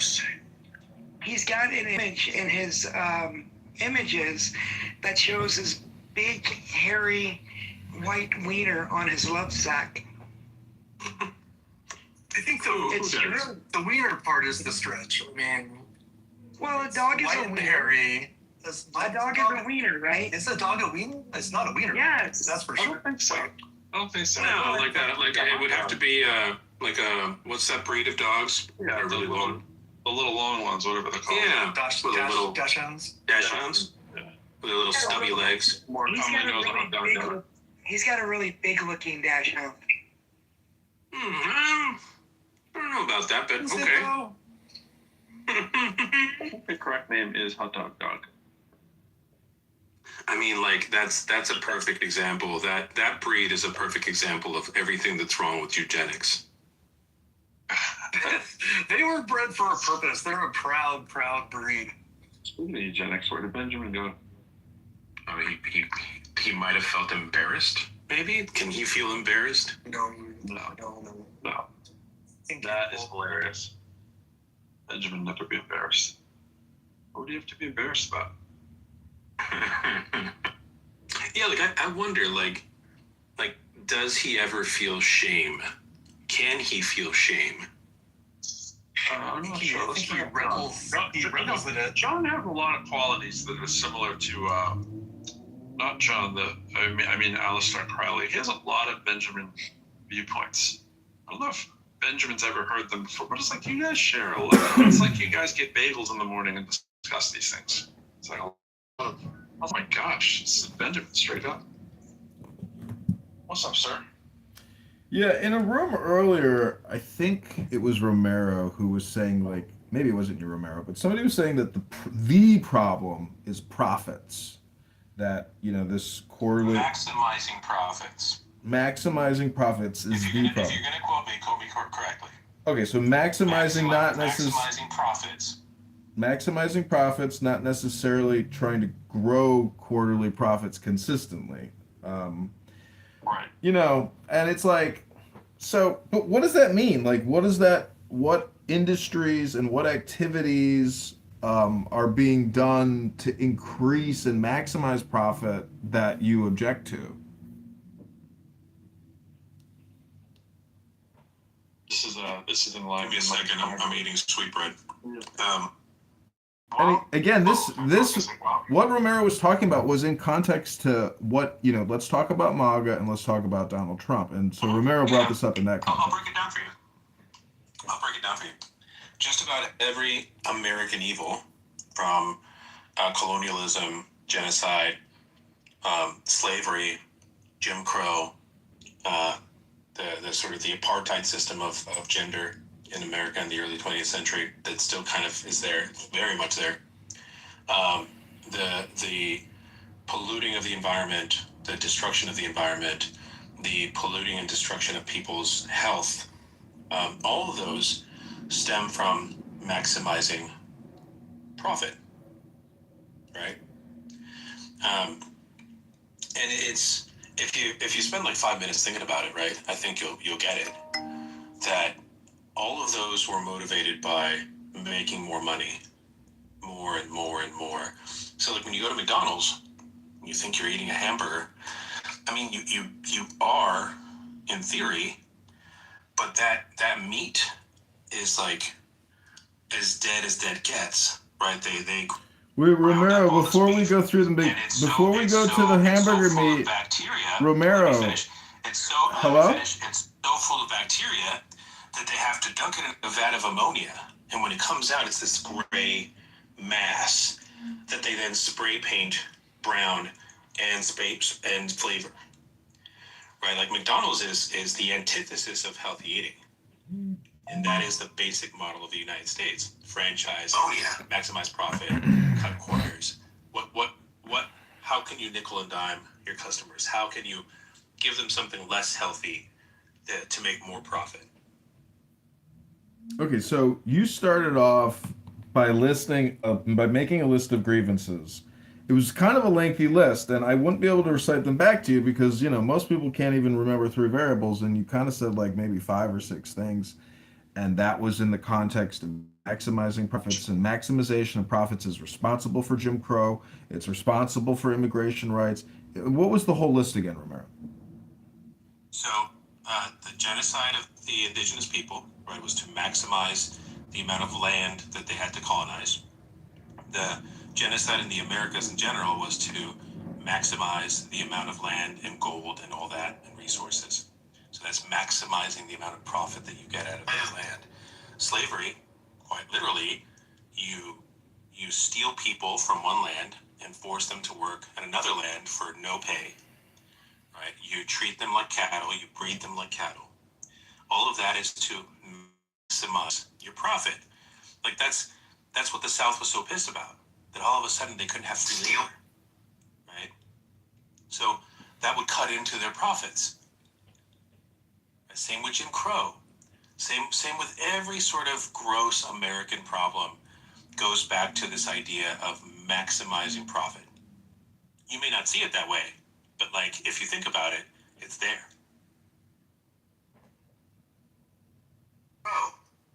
So, in terms of maximizing profit, you clean your house, right? Like you go to the bank, you go to the gym, you go to the doctor. You are essentially, putting in all these variables into yourself and pointing them out and engaging with all these variables in reality. And so maximization of profit to me just seems like efficiency and productivity pushed to its limits within legal, moral, ethical bounds. And you're suggesting that this maximization of profit has transcended above what we would call normative ethics and morals and human behavior and resulted in these catastrophes. Well, my thesis is that capitalism is built on immoral behavior. It's built on slavery. It's built on the destruction of the environment. Because it's you have to have infinite growth, right? And that's not possible in a sort of limited system like the planet Earth.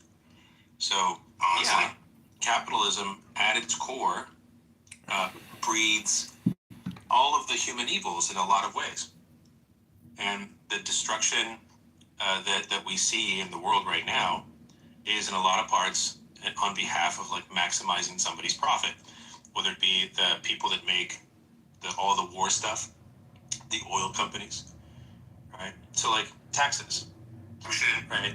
H&R Block exists. It's propped up by the government. It shouldn't exist. They could just send you a receipt. Be like, hey, this is how much you owe.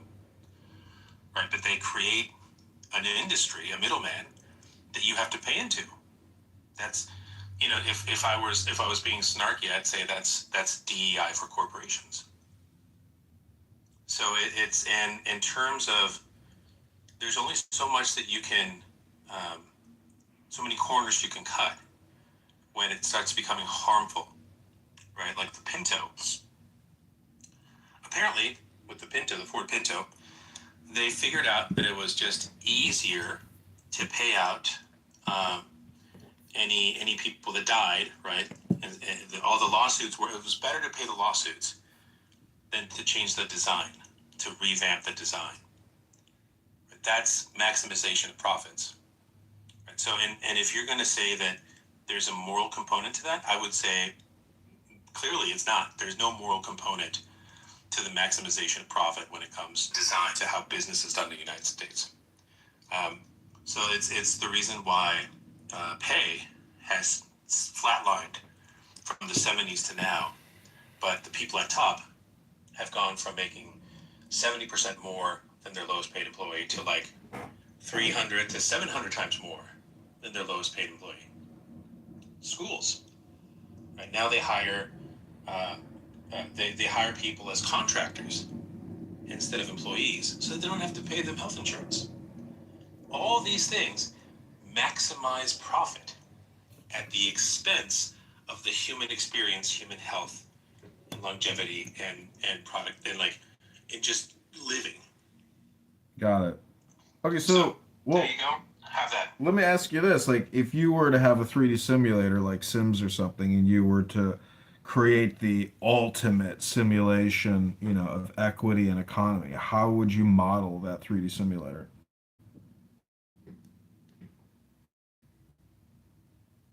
I would say that there has to be a certain level of profit that a company makes, and that they have to be happy with. Right? They don't have to make 5% more every year or whatever. Right? You don't get infinite growth. You provide a service, right? Or you provide a product, and you balance it between the needs of the many versus the needs of the few. Right now in America, the only people that matter are the few on top.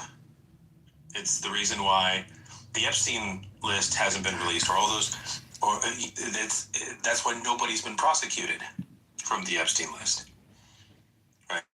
Because there's a tiered system,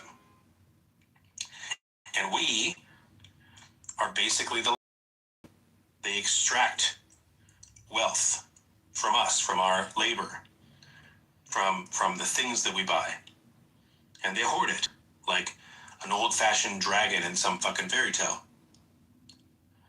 So capitalism, when it's controlled, can be a very positive thing, but unbound, it ends up where we're at right now, right? And what kind of world would you rather live in? One where things are in balance with each other, where people are making enough money to live, people are getting health care, the economy is humming along at a certain pace, not this extraordinary pace, right? Where you get to make millions in bonuses because you cut jobs. So, it's at some point, and it's starting to show, right, that all of this is gonna crumble. And then we'll have to do some of these things. And it'll be reconstruction, it'll be great. And then enough people will forget how shitty all this was, and they'll start this shit up again. So, yeah, maximizing profit is predominantly at the root of evil. Okay, so I would give you evidence to suggest otherwise, and it's right below your nose. It's called Clubhouse. Clownhouse here is not a ruthless maximizer of profit. Their gold coin exchange system is worthless. The data that they sell to third-party brokers primarily gets bought by the federal government. That's the end-all user of all these stupid conversations. You don't have any. I do. I have proof of that and evidence. It's in a Wired article. I read it a couple of years ago. Be happy to Google that for you. And so I'm just saying that. Yeah, great. So what I'm saying is working on how not to suck. Join me in this pursuit. I do want to pursue that. I don't want to suck. And I got to tell you, as somebody who's run for office 2 times, going on a 3rd campaign, I want to represent the people. And I want them to accept me as their better leader than all the other choices. And I do think Donald Trump is and was a much better choice than Kamala Harris in terms of executive leadership, efficiency, common sense. A lot of people really, really hate hearing that. But I think Donald Trump. What are the efficiencies that we gained under Donald Trump? So let me finish my statement here before I answer your question, Romero. I'm reading Ayn Rand, The Virtue of Selfishness, and it deals with ethics. And so, one topic also, other than maximization of profits is immigrant communities, immigrant rights.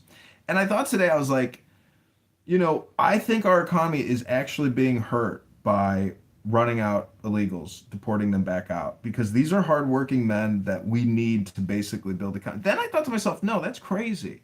And I thought about what Israel and Palestine, does, and how they give work visas to come in and to build, and they make good money. And there is that like poverty exchange system between the primary currency and outside individuals. You could call that apartheid, but then I said, no, no, no. We need very strict laws, because the strictness of the law, it gives us a control. If we want more people to come in to do these projects, there's a lot of people out there that would gladly fly in from other countries to work these jobs. And so we can control our economy, but I would say, if we were to discuss economic philosophy, it's the same principle of how do you run a business? And you have to run it at a profit. But Romero, your maximization of profit theory can only exist with the Federal Reserve as the backdrop. Because whenever there's a fuck up, you can expand the currency supply and just and glaze it over. But at a casino, you can't do that. They have a cutoff limit with bets. And so that gives the casino that actual edge over the player. But because of our civilization, which a lot of people here think it's going to fail, or there's going to be another bloody civil war. I'm actually very optimistic and not pessimistic about that. And so, I don't know, those are my thoughts and opinions. So you're so steeped in colonialism in the system that you can't even see it, right? The only way we get cheaper labor from other countries is because we cap them at the knee. We deliberately keep them down, right? And you're right that we shouldn't be doing these mass deportations, because it actually does hurt the economy. These are less consumers that the United States have to keep the machine going. And so again, I'm going to ask you, what are the efficiencies that we gained under Donald Trump? No, I'm just saying, if we were doing I'm going to suck less today by leaving this room, because I just can't stick here listening to John Kitover lather on. It's so Thank you, Hero. Thank you. That's when I really love my experience here, is when people say, you don't know John Kitover, or I hate John Kitover. That's when I love my experience here. Thank you. I know. You suck. Well, I just want to answer Romero's question. Hello? Thank you very little. I'll put it in the complaint file. Let me go to the other office, get the complaint file real quick, so I can put this note and timestamp on. Romero, I'm just saying. Oh, okay. My mere existence is a stain on reality for you. I apologize, but I'm trying to respect you and not suck today. Oh, I'm sorry. Okay, never mind. I won't answer your question. Just your question, I can't answer it apparently. You want me to answer it? Yes or no? Hello? Hello? I'm just saying, from a job interview perspective, if I were to interview Kamala or Donald to come in to run a company, I would choose Donald 9 out of 10 times. You see how he's not answering my question? He's pivoted. No, that's how I'm answering your question, from a job interview perspective. You just don't like my response. You don't like what I'm saying. And John... I literally stopped talking. I literally stopped talking, so you had all the real estate to talk. But what are you doing? Pivoting. It's not a pivot. And John, I want to bring up, you claim there's going to be a bloody civil war, John. That's your own sick imagination. I hate to break the bad news to you. We've already fought a civil war. There won't be some blood spilling that you think that you got to arm up for to fight these maggots. Hello? Shut the fuck up for a moment and let me. I haven't spoken yet, okay? Before you start mouthing off, start being an asshole. John, just really let quick. me say a few things. Really quick, John, before you say anything. You know what he's doing, right? He's streaming this on YouTube. We got him again! I get him again! We keep getting him! We keep getting him! Worthwhile product. Woo! We know about it. We know and understand how that works. And the whole point is the only people that actually listen to these streams are us when we go in to see. Find out if I'm on his live stream. Always explained it, but let's not go there. My only point was just to. Sorry for existing, everybody. I do want to be better today, so I just want to say sorry for existing. So now you're going to end up with the room that you want. Listen, gentlemen, I would just point out that I don't use profanity, first of all, and John uses a lot of profanity. I don't use profanity, and I talked to my dad once, and he said, John, you're using an awful lot of profanity. I said, oh, you're right. I got to be more aware of that. And I don't think John is very aware of that. And if you're trying to make your case, using profanity and talking about blood spilling and warfare against your fellow Americans, like, I don't do that. That's a John problem, not a John Kitover problem. Hello? That's a John Malencrop problem. There's John.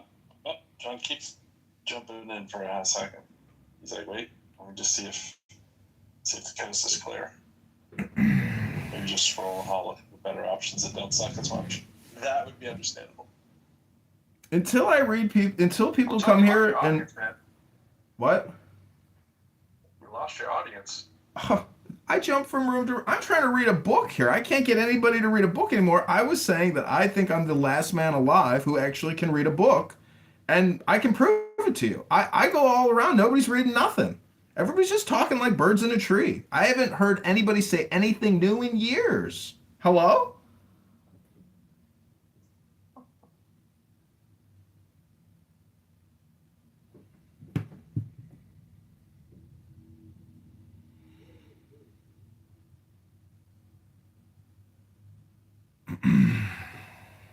I did buy some DVDs on mathematics, professors' lectures, and it's a syllabus, and they go through all, I haven't actually popped it in the TV yet to watch it, but I'm really interested in watching hours and hours of lectures on mathematics on these DVDs that are professionally organized and put together. I mean, I know I could go on YouTube and watch that stuff, but I'm curious to see how they put mathematics on a DVD for like movie viewer, consumption.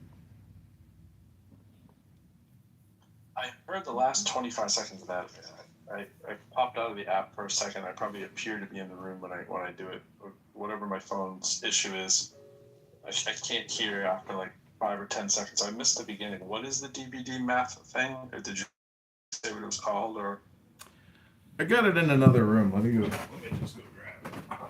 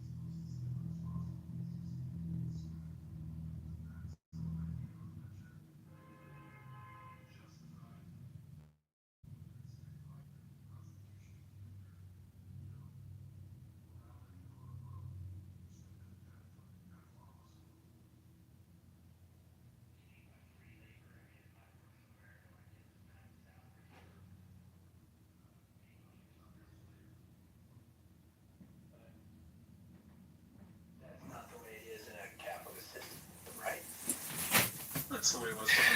And it's like, so, but what does that mean? Like, what is that? What industries and what activities are being done to increase and maximize profit? It would be the maximum. It would be the limit. It would be the end goal that you'd want to do if you wanted to take it to the threshold.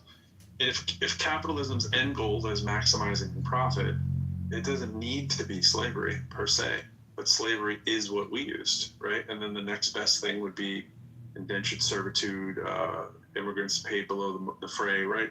All these things follow. Robots that can replace humans. Whatever you want to call the magic word.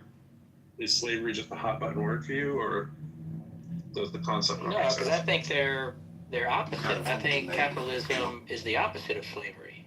So I'm not sure how, you or I think Romero is the one who made the claim when I came in here. I certainly follow the argument. I mean, the slavery is not the opposite of capitalism. Slavery is just something that you do to people but capitalism is a system that has a lot of moving parts. Ideally, it doesn't have slaves in it, right? But just I think he's trying to illustrate the point that if your goal is the stated goal of like every company in the United States to maximize shareholder wealth, it certainly would be a benefit to you to pay your employees as little as possible, right? To have the average employee making as little as possible. It seems to be what happens in a lot of oligopolies and so forth. You have CEOs making ridiculous amounts of pay, though, then you have the average worker making 300 times the difference and so forth. I just think that minimizing your employee pay, I don't agree that it makes the most sense, but it seems to be the goal of a lot of companies. At least they act that way. There was that ratio getting a private equity firm just recently sold a firm that manufactures garage doors, and they rewarded every employee with a check for like $125K. They didn't have to do that. They did that out of their own goodwill and the benefits that they got from that transaction. And a lot of it deals with the leader of the organization. Like, how much does that leader really need? And how proprietary is the product or service that they're offering? There's so much that goes into this conversation. And the last thing I'll say is about the philosophy of the now, is that it is a compression of the past and the future, not just the past. That's maybe proprietary and ridiculous, but my point is it's 2026. And when people bring up genocide, apartheid, colonial settler domination of the indigenous, the enslaved, Jim Crow, etc., to me, that's history hypnosis. And they're really bringing us up to the now. But in the now, if you believe that's all there is and all there ever will be, none of that is happening right now. And to me, philosophically, that negates their history hypnosis. And therefore, we should focus on priorities instead of the history. I just don't see why people are so obsessive compulsive about the history hypnosis to justify, an anti-capitalist or anti-optimization situation. Because profit maximization is optimization. I've worked in digital marketing all these years. What do you think all these optimizers are doing? They're trying to optimize their ROI. So what is the problem with that? Manufacturing to the countries with the lowest capital costs, right? Which usually is the metaphorical equivalent of slave labor, right? Let me ask you this. So, in the history of the human race, we've gone through various types of economy. We started out, and correct me if I'm wrong or you want to dispute this, but we started out hunter-gatherer.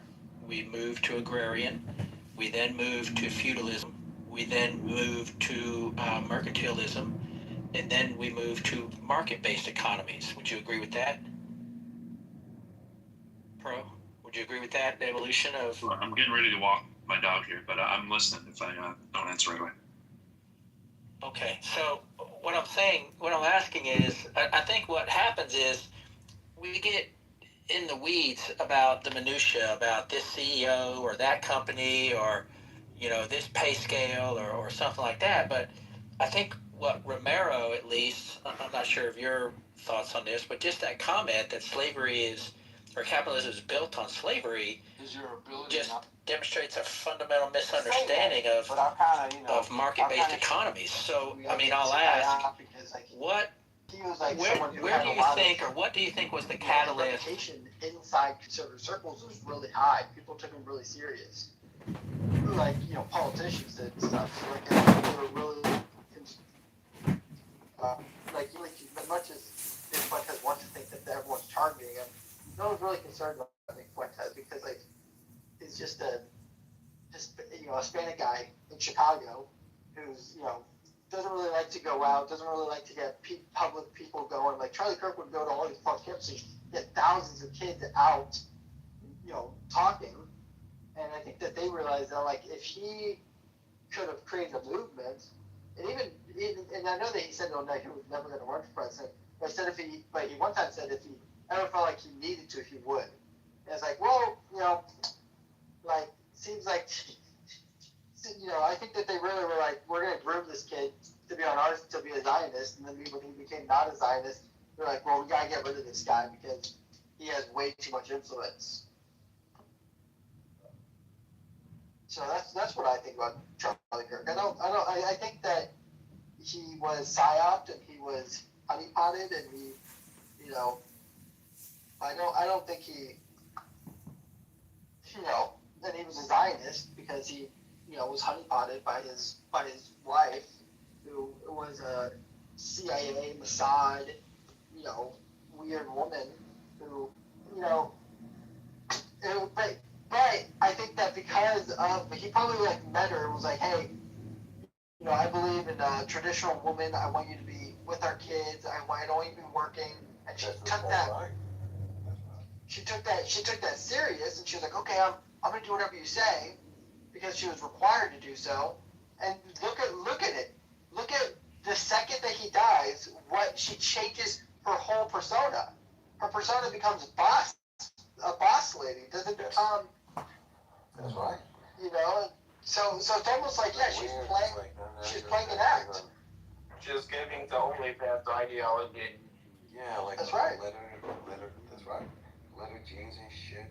Like fucking like a very, as in a single woman hugging a man that really wants the man. Like full body lockdown as if it's fucking stand up Brazilian Jiu-Jitsu with JD Vance.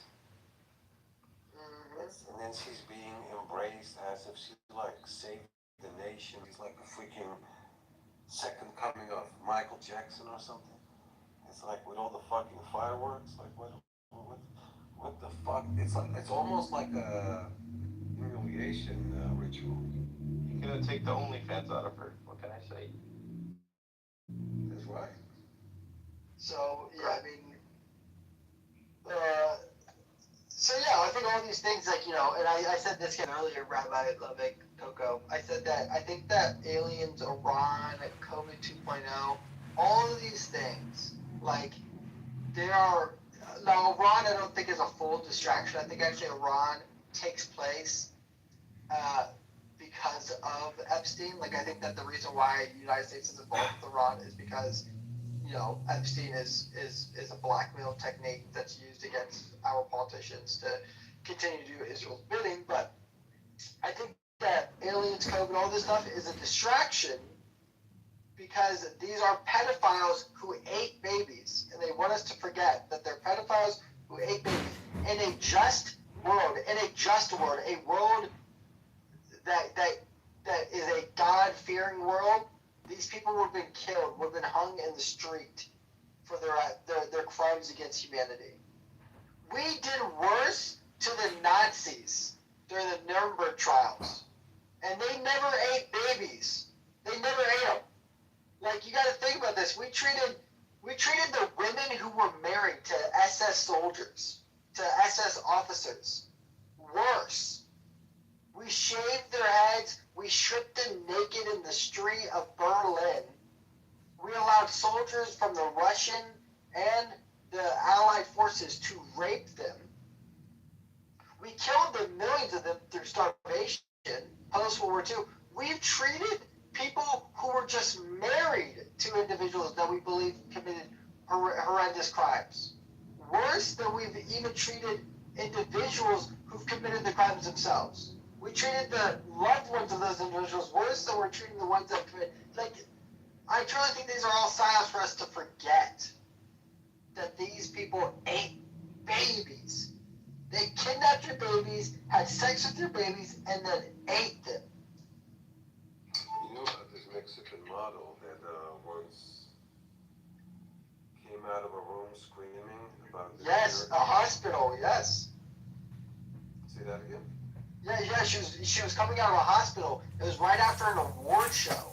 And they sent her to the hospital because at the award, I remember this whole story, at the award show, it's a Mexican TV award show, it was a TV actress and singer.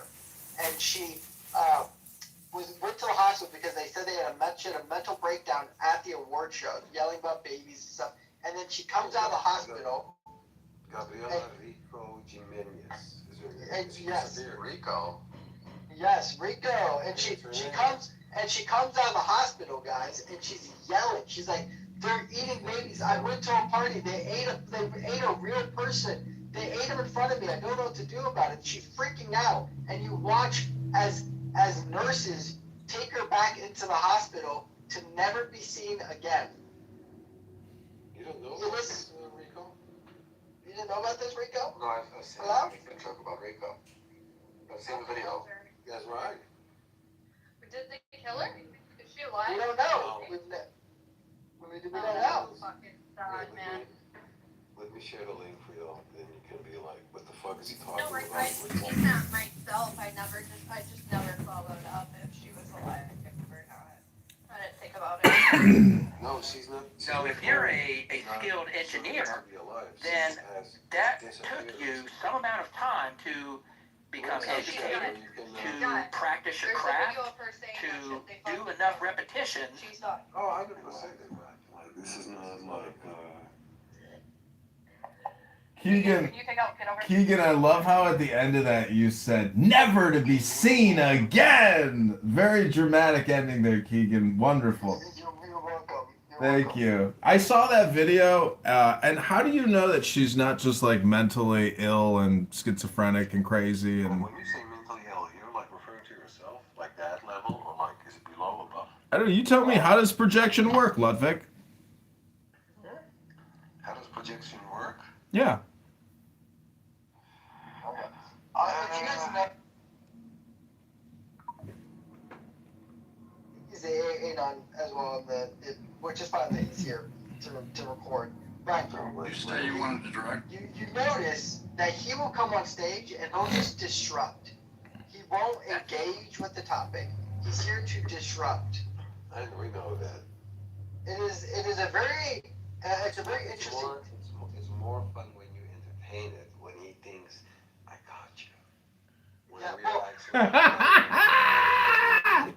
I believe that, like, if I ever was convinced that there was paid agents to be on this app, John Kitover is a paid agent to be on this app. If there were any.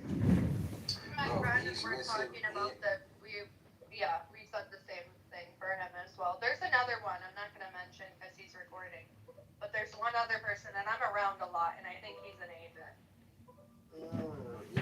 He has one chromosome and 2 brain cells now. Like you expect some sort of. Maybe he has an extra chromosome. Wouldn't that make him Down? Isn't Down syndrome an extra chromosome? I'm not sure. Which, you know, what's another thing is really interesting is abortion used to be very, it used to not be legal. Used to, even if it was legal, it wasn't widespread. We never saw a lot of Down syndrome children. We're seeing an uptick, Down syndrome children being born. We're seeing an uptick on Down syndrome children being born in the United States. And again, if anyone wants to know, you can find out if your child will have Down syndrome at around, like, I think it's like 14 weeks or 12 weeks, maybe. I forget what week we found where they do a Down syndrome test and they find out whether or not your baby will have an extra chromosome or I think it's equal living for the average worker. The CEO has more talents, has done a lot more things that are worth more money, and has to show different sort of proficiencies than someone down below, and they will both make a market salary. The market salary for CEOs happens to be a lot higher than the market salary for somebody sweeping the floors in a McDonald's. It just is what it is. There's a law of supply and there's a law of demand. There isn't a law of supply and demand, as everyone gets it wrong. Those two will come together and it will. Okay, not enough CEOs. Well, then the salary for CEOs will go up until there's enough CEOs, and then. If you're a company and you're not paying your CEO a market wage, well, he's just going to jump ship to some other company. So I would say that the same rule applies. Capitalism works at the top as it will work at the bottom. The fact that they make 35x or 80x or whatever the difference is just the difference in what the market is rewarding for the top versus what the market is rewarding at the bottom. I would add to that, the reason the disparity has grown exponentially in the past, 10, 20 years is because of globalism. In the past, and most companies were local, or maybe at most national. But now, with logistics, supply chains, the internet, the global reach and global access to overseas markets has just exploded. So now, a company that used to be, just dealing with, local customers within an hour's drive or so, can now reach millions, hundreds of millions of customers around the world. So the global reach has increased. The global revenue has increased. The competition. So the number of CEOs who are capable of operating at a strategic global level is extremely fierce and extremely rare. So if I'm a company, if I'm on a board and I want to find, an Elon Musk or a Jeff Bezos or some rarefied capable of operating at that level and creating profit global level, then I'm going to pay that person top dollar because the alternative is my competitor gives them. And now, we are outperformed and we may go work. Any Illinois juvenile detention. The best example of what you're talking about, in New York City a few weeks ago, the city council a while ago put into place that restaurant service workers would have to make X dollars, and X was greater than the prevailing wage rate. The thinking was, well, similar thing happened in California, where restaurants are closed. And like, well, that's just not enough. So I can't remember when X was. I think it was $20 versus say $15 or $16. Well, guess what? Some restaurants are doing now. They have a screen where you walk up and you place your order. A person in the Philippines is taking your order, pushing a couple keystrokes. It's going to a back office system in the other side of the restaurant. They just now eliminated that position of the person taking the order. Why? Because they artificially increased the cost, above which companies have said, we can't afford to do that. There's a cheaper solution. So when you artificially increase the cost of labor through government intervention, things like this happen. And you end up messing with the law of supply and the law of demand.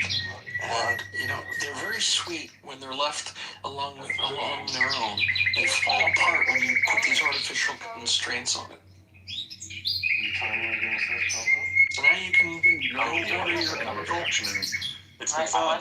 I am getting my production bag together. That's what you guys are. I'm just getting my bag together to go out the house.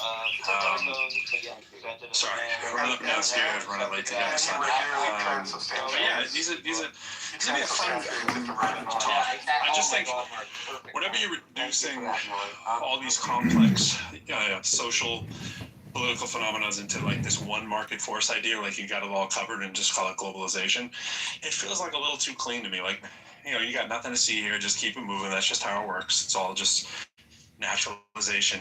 You're treating the outcome like like the weather. I just walk my dog. It's like globalization happens. The CEO pay just naturally rises up to just what we got to do.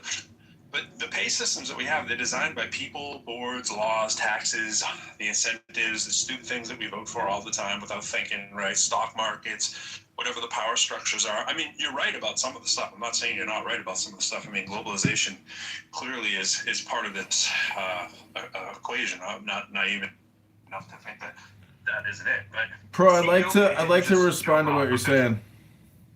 Hold on. I gotta run real quickly. You guys can have almost all the time. This pay disparity I'm talking about, by the way, it's not 35 times. Sometimes it's 100 times. It's not because CEOs became like freaking more useful.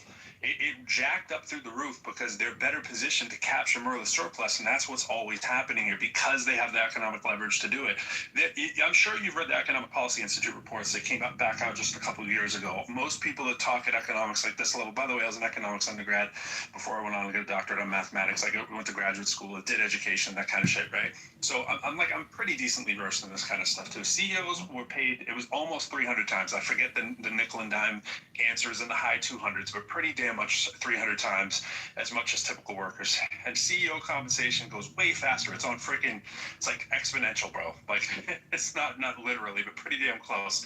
And I think if you're gonna be fair about the stuff and you want to ask a fair question, it's something along the lines of, did the globalization stuff we're talking about make the CEOs a little bit more important? And I think the answer is yeah, right? Did it make them 290 times more the worker important? That's pretty much a belief, bro. That's where this stuff starts to, the math isn't mathing. You can pretend the mathing. You can pretend the mathing, but the math isn't mathing in that way. And you don't just go, oh well. If you just go, oh well, then the system is the problem. The system is oh well. You just do it. Well, the attitude is kind of like, it's just how it is. There's nothing. No, I'm just saying there's some simple market forces at play that, Did workers become global though? Did those? In a way, yes, they have to compete globally. Yeah, they have, unfortunately. I lost my job at one point to global outsourcing. Yeah, it did.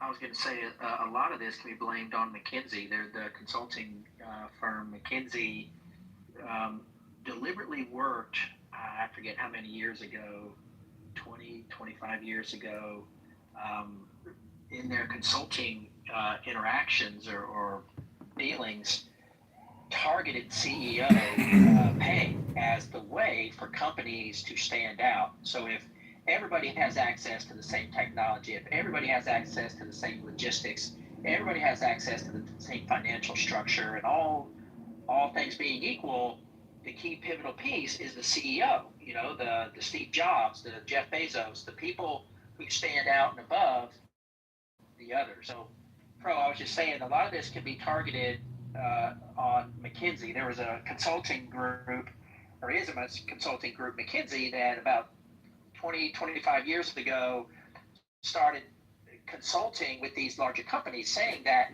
hey, if everybody operates under the same financial system, everybody operates under the same legal system and the logistics system and the technology system, right?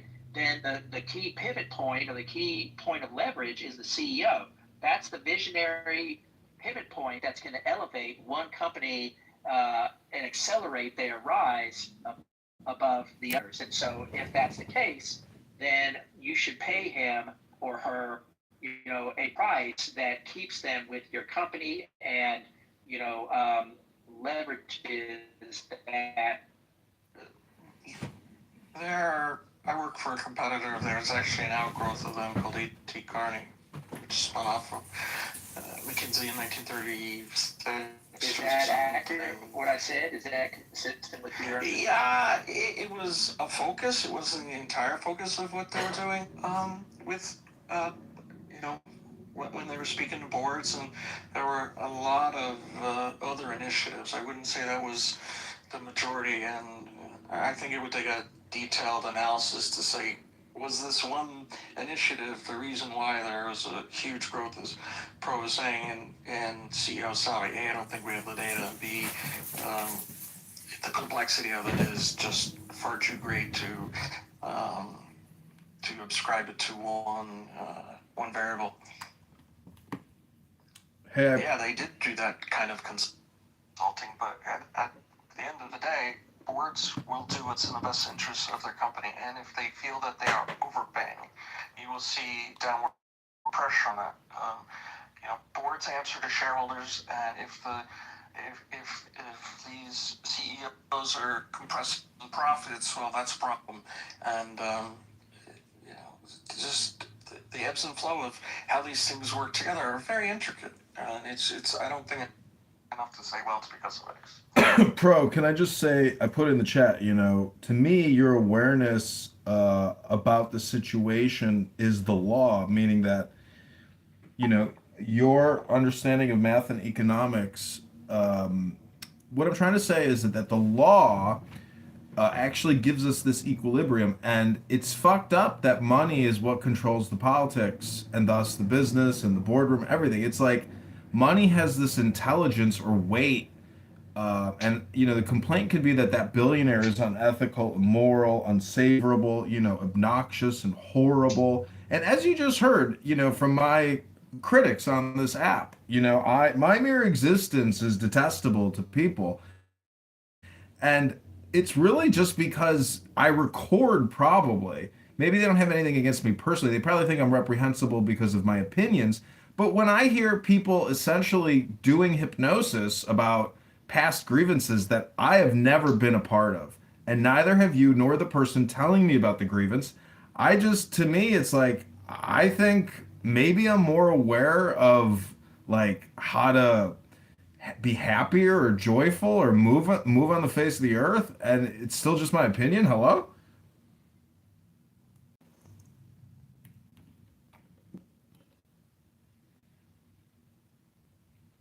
We have CM and Sam. Welcome back. CM got upset with me yesterday. He had an emotional hissy fit, kind of like what I would describe like having a child, in your presence who has a temper tantrum.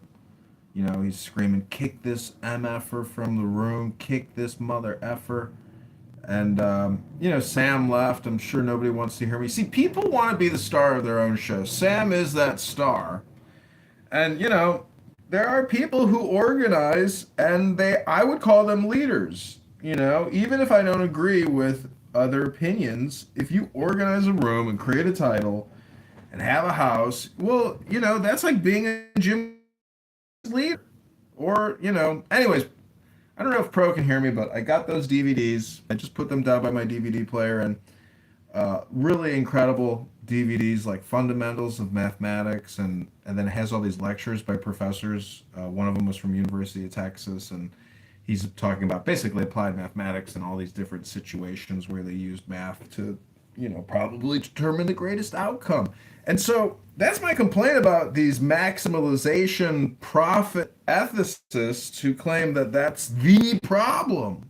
Well, in a free society, when people try to optimize the situation, if they can legally and morally and ethically do it, guess what human behavior generally does? They do it. And, the craziest thing to me and the saddest thing to me is if you go to a casino, I consider it like a temple. People go there to basically have some type of faith experience. They don't understand the law of large math or basically basic statistics. And I cannot understand people's experience at a casino. I know they want the dopamine, but this, I don't know if you know Abby the lawyer on here. I tell her, I'm like, you must hate Clubhouse because people have the casino dopamine experience, but they don't have to pay for it. And to me, that's, a fun experience and a fun revelation that the casino really is for suckers. I personally think the stock market in many ways is basically a casino for suckers, because I have done lots of experiments in the market, and if you get into day trading, it rapidly becomes like a dopamine experience, and you think you can outsmart the dopamine experience by day trading. But the problem is your whole life just becomes reading financial news and news gossip, financial gossip and press. It's like it's its own thing. It's its own marketplace. But when it comes to the title of this room, working on how not to suck, join me in this pursuit. To me, no one's ever really sucked. There's just been like disagreeable people that you find annoying. But then basically, I think if you love yourself and you want the best for yourself, ultimately you treat everybody, even the disagreeable, horrible people, with respect, because anytime you give disrespect, it just comes back to you. So people try to fuck with you, but if you have a good disposition, character, personality, you can, overcome any objections in a way, because it basically comes down to, are you making sense? Is it logical? Are you persuasive and informative? And it's, basic public speaking. But when people crash out on me, they don't understand. I've told this to Pro that I think I'm playing like the role of the fool in a king's court, and the fool goes around and trolls all the noblemen, all the noble ladies, all the inferior people in this type of caste kingdom system. And to me, people accuse me of being performative, but this is actually me. Everything I think and say is who I am, and that's what worries me about other people is that what they're saying is in a way like who they are, and they're not really saying anything. They're complaining, and not only are they complaining, they're repeating leftist woke hypnosis history in order to essentially virtue signal and justify their position. And but the thing is, if there's no applied action to what they're doing on this app, I think it's a big waste of time. And I do apply what I'm doing by actually running in politics and putting my face out there publicly because, you know, being a private person helps you with employment. But what, if I have to go and have a hiring manager, look me up on the internet, there's like an 80 to 99% chance that they'll say no just based on the content. But they'll never actually listen to the content or actually try to like experience because a lot of these recordings that I do are 2 to 3 to 4 to 20. There's so much content. So it's like, how could you value judge me with a sample? And I think that's one of the problems with this app is the samples are of such low quality and such small content of terabytes, gigabytes, megabytes. It's a very slow information transfer thing. So the big takeaway from Clubhouse is the emotional response experience. That's really what Stoic philosophy and Taoism and all these therapeutic healing types of philosophical, religious, esoteric studies are dealing with is the emotional state. And I think the Bible is actually a book mostly about emotional intelligence, not intellectual intelligence, but emotional intelligence. I rest my case. I'm working on how not to suck. Join me in this pursuit.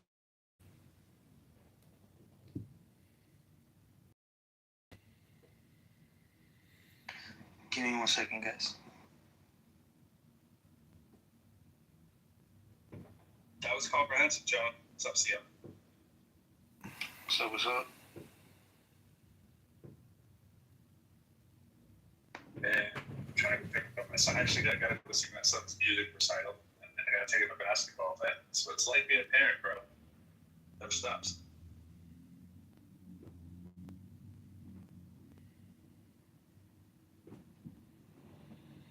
I was a high school photographer. I have no kids, but I like to make films. I mean, I would love to like, have kids and film, their joy and publish that. But like part of me is like I could like take away from that person's experience, but maybe not. I mean, how do you feel about children essentially documenting their lives at a young age with the belief that they're going to do it their whole life or something? He doesn't like it. But I've saved all this stuff for him, and he has it in a file, so he does like reviewing the stuff. But we don't like publicly put him out there like that. Every once in a great while there'll be a little something, but for the most part, he's pretty much off the grid. For the most part, as much as you can be in 7th grade. Yeah, I worked at Google YouTube, and our client was SC Johnson, who makes Ziploc. I was an account manager, and they were very concerned about their ad placement on controversial, potentially right wing or controversial content that appears on YouTube. So they wanted like a full audit of where all their advertisements were being displayed. And I'm going through all these YouTube accounts that I have never seen or heard of, but they're huge accounts, like 10 million, 60 million, followers, and they're making huge amounts of money filming their life as a family in like a mansion and going out and doing things. And they create all these videos, and it's like a lot of it is some of it is risque even, like where the mom is like walking in the living room on her knees and her big fat ass is up in the air. And the next thing you know, you see a Ziploc advertisement. back maybe like 10 years ago. Like Ryan's Toy World is a good example of one. I'm gonna lose you in a second, and I'll hear you. I'll be able to hear you guys in a while, but it'll be spotty. But yeah, if you look up Ryan's World, he launched his own toy line. I think when he was like 9 years old in Walmart, and his mom and dad are in all the videos, and his sisters are now doing it. They're younger than him, and yeah, he's like well, Disney World. I know Red Bar now. Yeah, we got Scott in the audience. Scott had a room today called Let's Talk About MAGA. I recorded the whole thing in multiple recording studios. And I want to mention something about that room. Scott, welcome. But, YouTube, I record mostly on YouTube. And to me, YouTube Google's where the money's at because that's where all the advertisers are. And other people say, oh, you should do Twitch and Kick. And I do TikTok, but I can't live stream on Instagram anymore. And Scott says he's a fan of mine. And Scott, I heard you say a lot of things today. Like, I've always been a hardcore leftist, or I was an extreme hardcore leftist, but not so much anymore. I mean, Scott, how do you view bad ideas from people on this app? Like, what are the priorities? Like, is it not about priorities? What's it all about? Hello? Yeah, so I think on some level we have to have a sense of what the collective project is. I don't know that we've got that. I don't know that we've I like Pro a lot, I like you a lot. I mean but I don't know that we've got a collective we anymore. And so, I go into the critical thinking forum, which I'm going to do in about 2 minutes. Because largely, I think that to me is a collective we for me. But yeah, I don't know. I mean, I don't know what the collective project is. I know that we're running out of money as a country. Some people think that's the problem. Some people don't. I mean, I think it's. How do you run out of money, Scott, when you're at 40 trillion in debt? What AI says is that you lose core services when more of your tax revenue goes towards interest payments. Yeah. I mean, we're at that point, right? But I think no one runs on that, right? I mean, so there's largely, there's two different answers to this, right? I mean, the Republican answer is just tax cuts and we'll cut spending, but they don't really cut spending. The Democratic answer is, we'll expand government services and that's going to increase tax revenue, and so we'll get, which it does. I mean, there's some truth to that. It does, but we're done. I mean, this is $40 trillion. I mean, this is not. Nobody's been in this debt in world history. No one. And that's what we will ask the critical. Yeah, but Scott, it's not a question of no one. It's really a question of it's a miracle that America is still alive and not impacted from 25 years of intense warfare overseas. We have a kingdom here which has not crumbled in the slightest. We have a cultural, social problem of really attention. We can't get people's attention to read a book. I think, Scott, I'm the last man who's ever read a book for today, at least. At least today I read a book for 3 minutes. That's more than 99.9999999% of the whole human. Yeah, I was reading books every day. I went through a breakup about a month ago, and I was reading books every day. One thing I've noticed about Clubhouse is you have mostly well, Nietzsche. I'm Sure, a lot of Nietzsche, but that's difficult with the way the technology is set up here. It's not like they don't mind you here. I don't. I'm not gonna mind you, but No. probably not my John. No. I'm considered a potential problem to some people. But My point is that as soon as you mod somebody, the algorithm rewards you and moves you higher up in the news feed. So if you were actually interested in audience and networking, you everybody, and then if somebody has a problem, then you just kick them to the goo, you know. And if it's a house, they can't boom it. If it's a public room, they can boom it. So you know, people use me for content and I use them for content. And people who complain about me, I complain about them. You know, I try to live a balanced lifestyle. And I feel that, you know, my position is of great equanimity and balance and harmony and joy and strength and positivity and love and great aesthetic and intelligence. And that's why I'm actually very optimistic about the future because I realize that the great mass of human population is completely just living in a somnambulance, just sleepwalking, completely unaware of their ignorance, their own femininity, you know, and weakness and you know, basically bad opinions and you know they don't see beauty, they only see ugliness or they can't actually create anything beautiful uh, or have any fun or joy or experience magnificence and great thrills. I mean, I think we're living with a very depressed population personally. If you go to see psychiatrists, many of them don't even smile. They're just very upset themselves. So, you know, what's the secret sauce for happiness? What's the magic recipe for success, abundance, strength, health, power? Hello? Day to $4.56 a gallon, up more than $1.50 since the conflict erupted in late February. That's according to the AAA, which on a daily basis monitors the average. Yeah, I mean, cost I don't know. I was just doing my thing, and you were getting all upset. Diesel is extremely significant because, of course, the trucking industry runs on diesel, jumped to $5.67. I was talking about the benefits of. Now that's compared to $3.54 a year ago. So it's threatening to drive up the price of countless goods delivered by truck and rail. Well, just go tell me right now what you were thinking then. Can you do it? The president said this week that the United States is making great progress in its negotiations with Iran.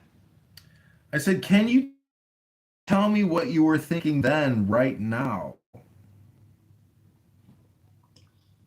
Pronouncements, but economists and energy experts predict that fuel costs are likely to be elevated for months to come, no matter what happens with regard to the negotiations.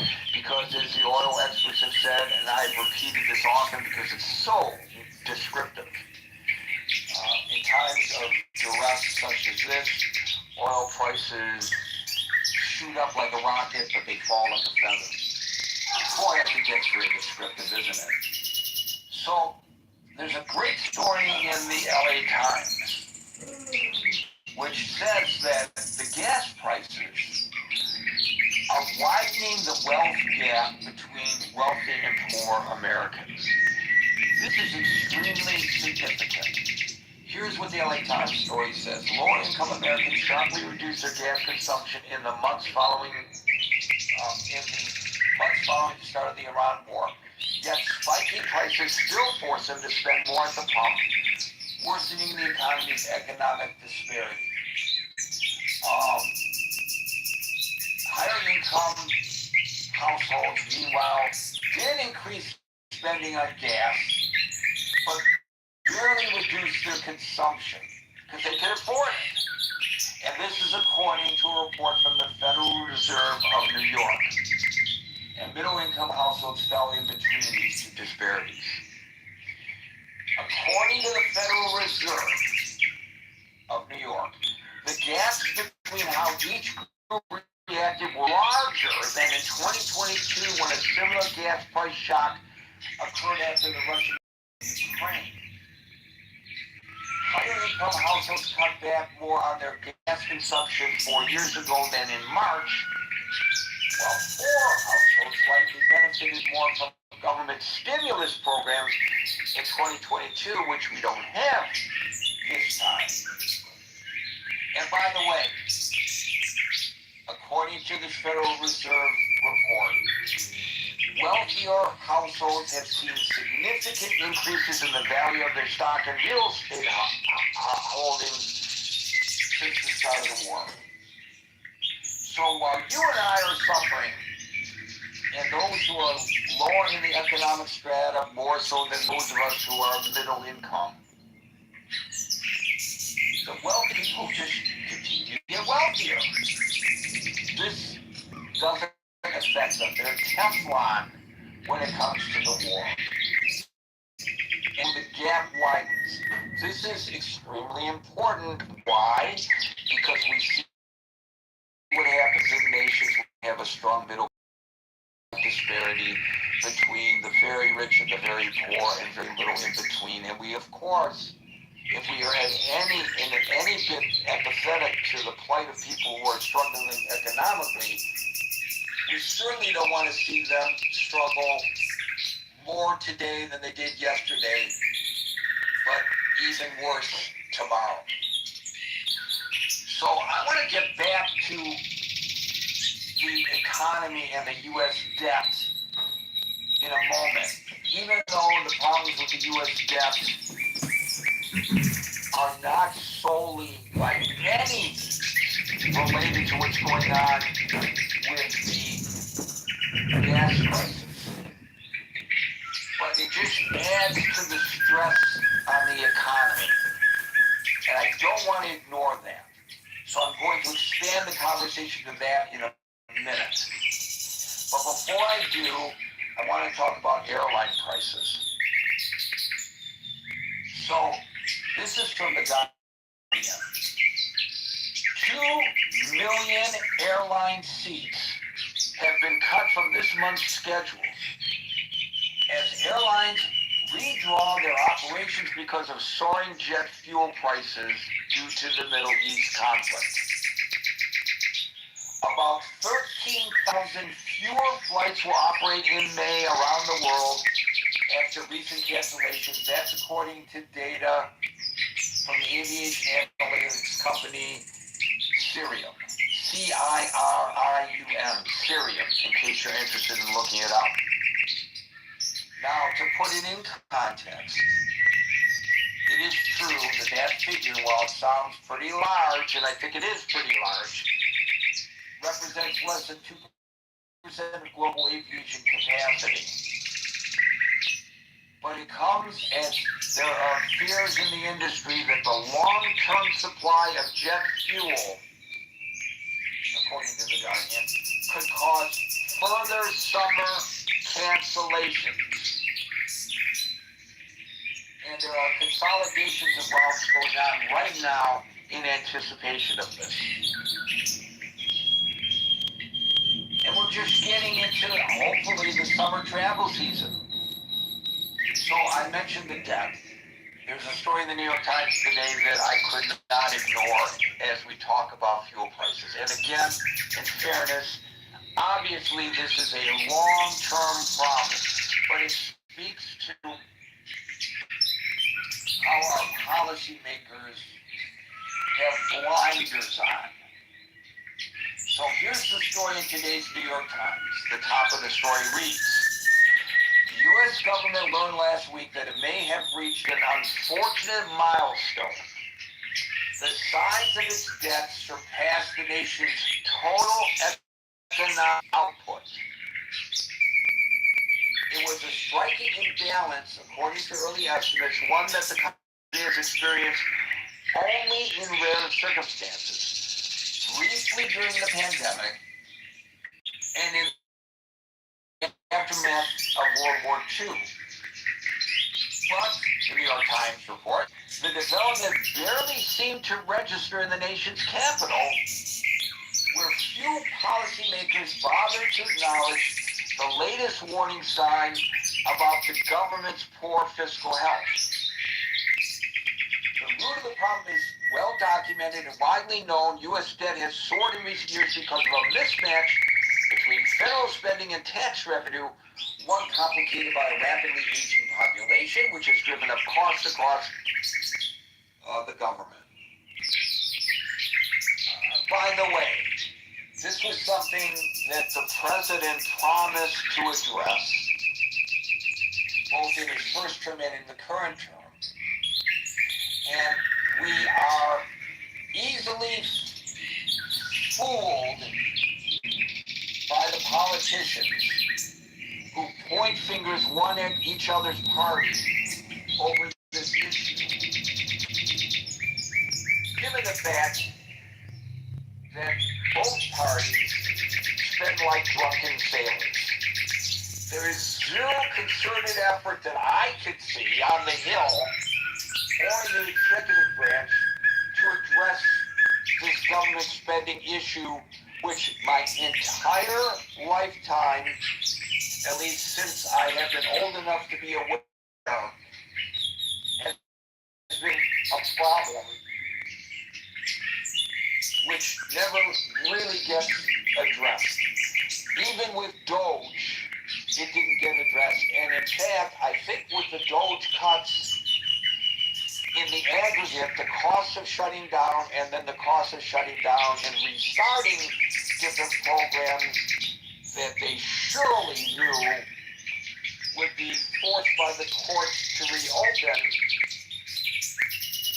in the aggregate, from what I remember, some of the reporting, and I don't have this right in front of me, was more costly than if they'd done nothing at all. So, I don't know. I'm not an economist. I don't know whether this results in, all of this results in inflation, or a repression, or a depression, or whether we just tighten up our belts and adjust our lives and say this is our new reality, at least for the moment. I don't know. I'll tell you that I drive a conversion van, which I love, and I'm not going to give up driving my van because I camp out in my van, and it is my daily drive because I'm living alone. I don't need two vehicles, and I don't get but 17 miles to the gallon.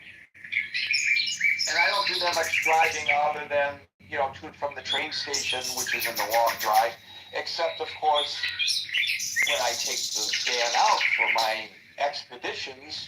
But I feel, you know, okay, I spend for this, that's fine. It's my vacation, and I want to spend the money that I've saved up to go and explore. And so I don't worry too much about it then. But now on a daily basis, you know, sometimes it may be more convenient for me to drive most of the way to work rather than take the train. And it's like, well, why would I do that? Right now, between the tolls and the parking and the increased gas prices, I've adjusted a little bit. And I bet you've adjusted a little bit too. So I want to hear what you all have to say about that. Folks in the audience, raise your hand. I know some people put their hands up and then took them down because I call you up one at a time now. So don't get frustrated. I will get to y'all. So today, we'll start our discussion in the order which I see, folks, which begins with Marshall, followed by Scott. I can't talk too much about gas prices, but that's a GDP ratio means the borrowing of the federal government is harder, which means borrowing because the purchase is harder. It also means that we're not going to be able to spend as much. We will be forced to cut down entitlements. That's the government policy. Social Security, Medicare, disability, SSID, along with Social Security. There's one other security basket. Those are the largest growing portions of U.S. spending aside from service to the debt. And so we will be forced to make cuts within my lifetime. What I really get out of all of this is, and I don't mean this in an offensive fashion, I mean in kind of a playful fashion, truthful fashion. Your generation and the next generation screwed my generation 10 ways from Sunday by not being able to control how much we spend. And it is as an older, as somebody who's 35 and more, you know, it's a little hard. Oh, no question. Your assessment is accurate because these politicians want to kick the can down the road. And through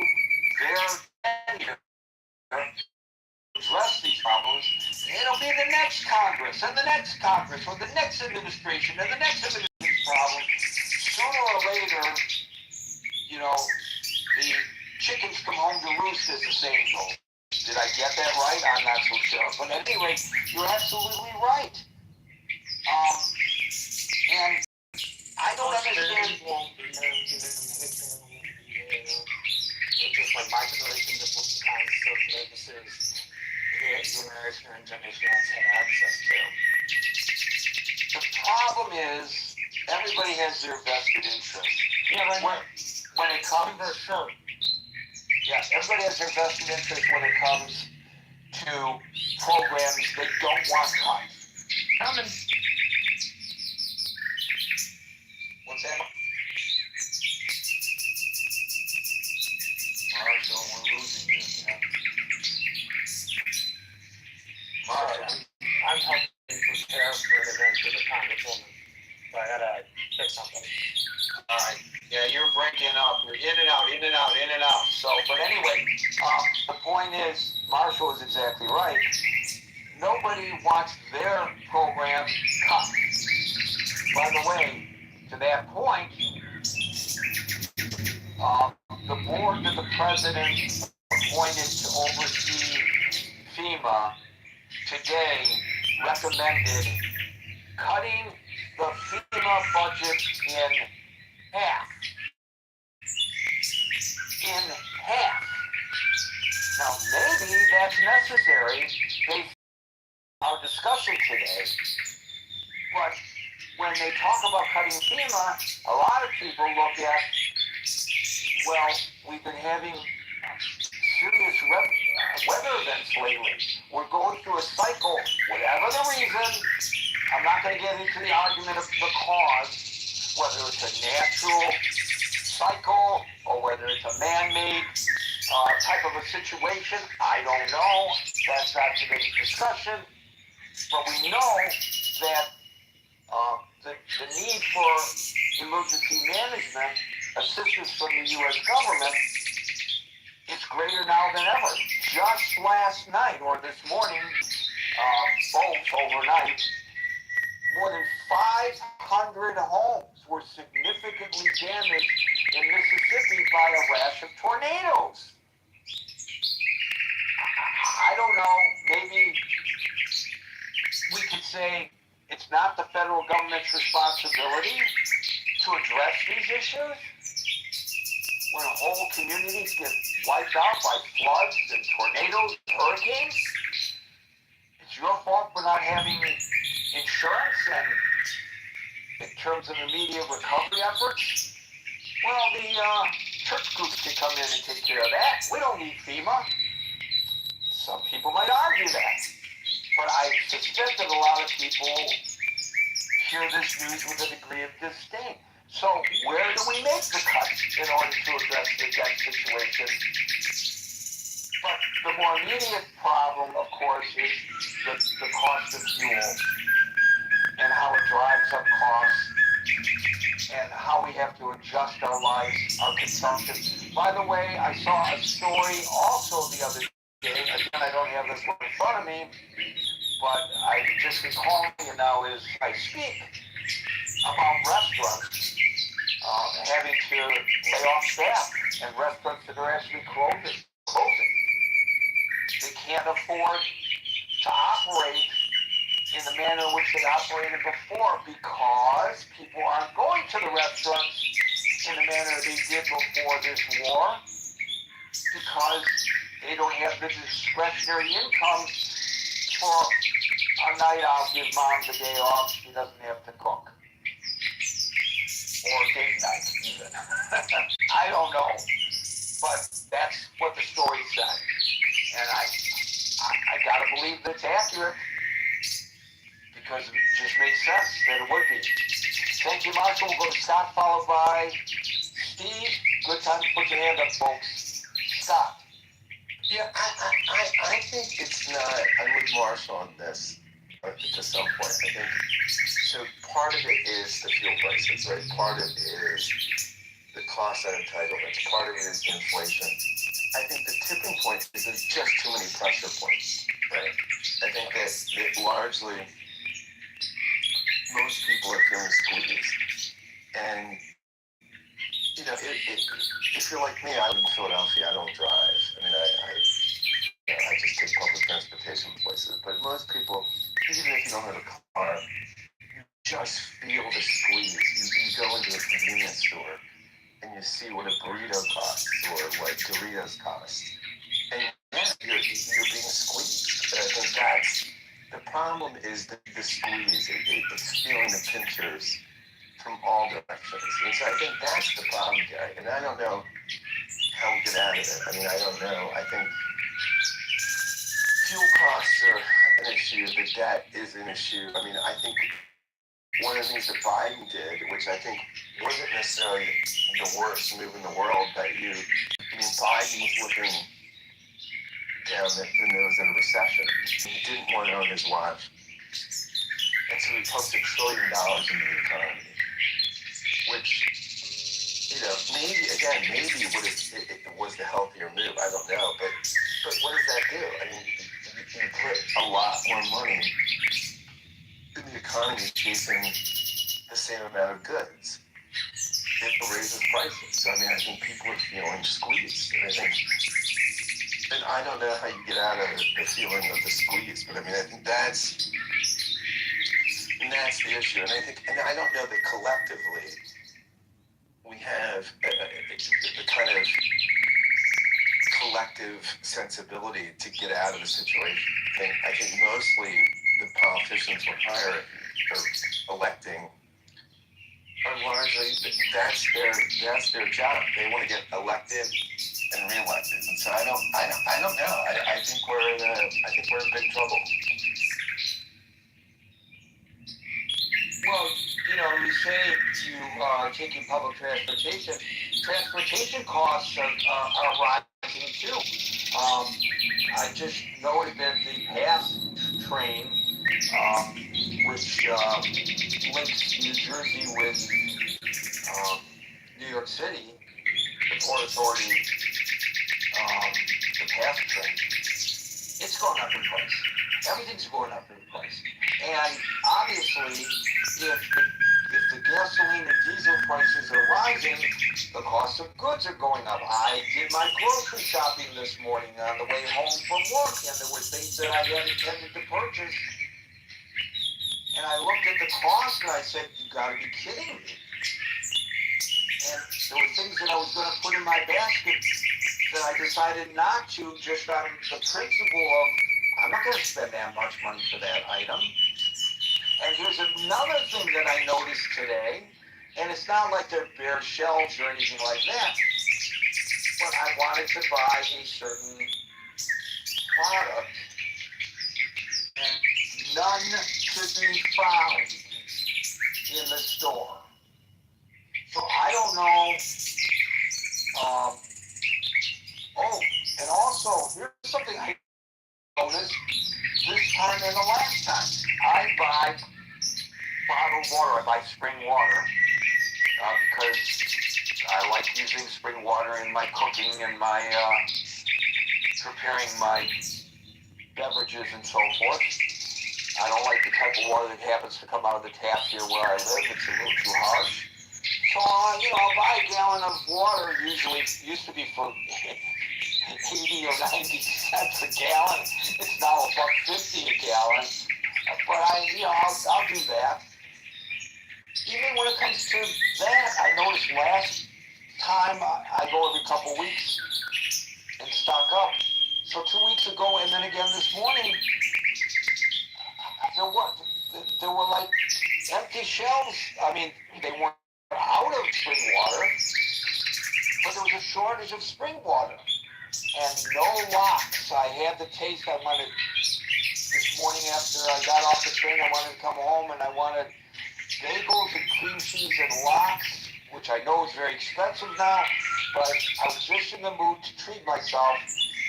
No lox in the store. Sorry, guy, we don't have them in stock today. So it's starting to affect it. And when it affects my palate, negatively, Scott. That's not a good thing. Puts Gary in a bad mood. You ever get that? When if you put it in your mind, this is what I crave today, and you go on a search, and then you can't find it, puts you in a bad mood. Yeah, no, look, I think that's going to be a lot of the country, right? I mean, I think, again, I don't drive because I live in the city, but I think a lot of Americans, most Americans do. And I think you're hitting the nail on the head. I think most Americans, because we're in a car culture, we're not as sort of, and even with public transit and all that stuff, but I mean, that's a more shared distributive effect. But that's not our culture. We're a car culture.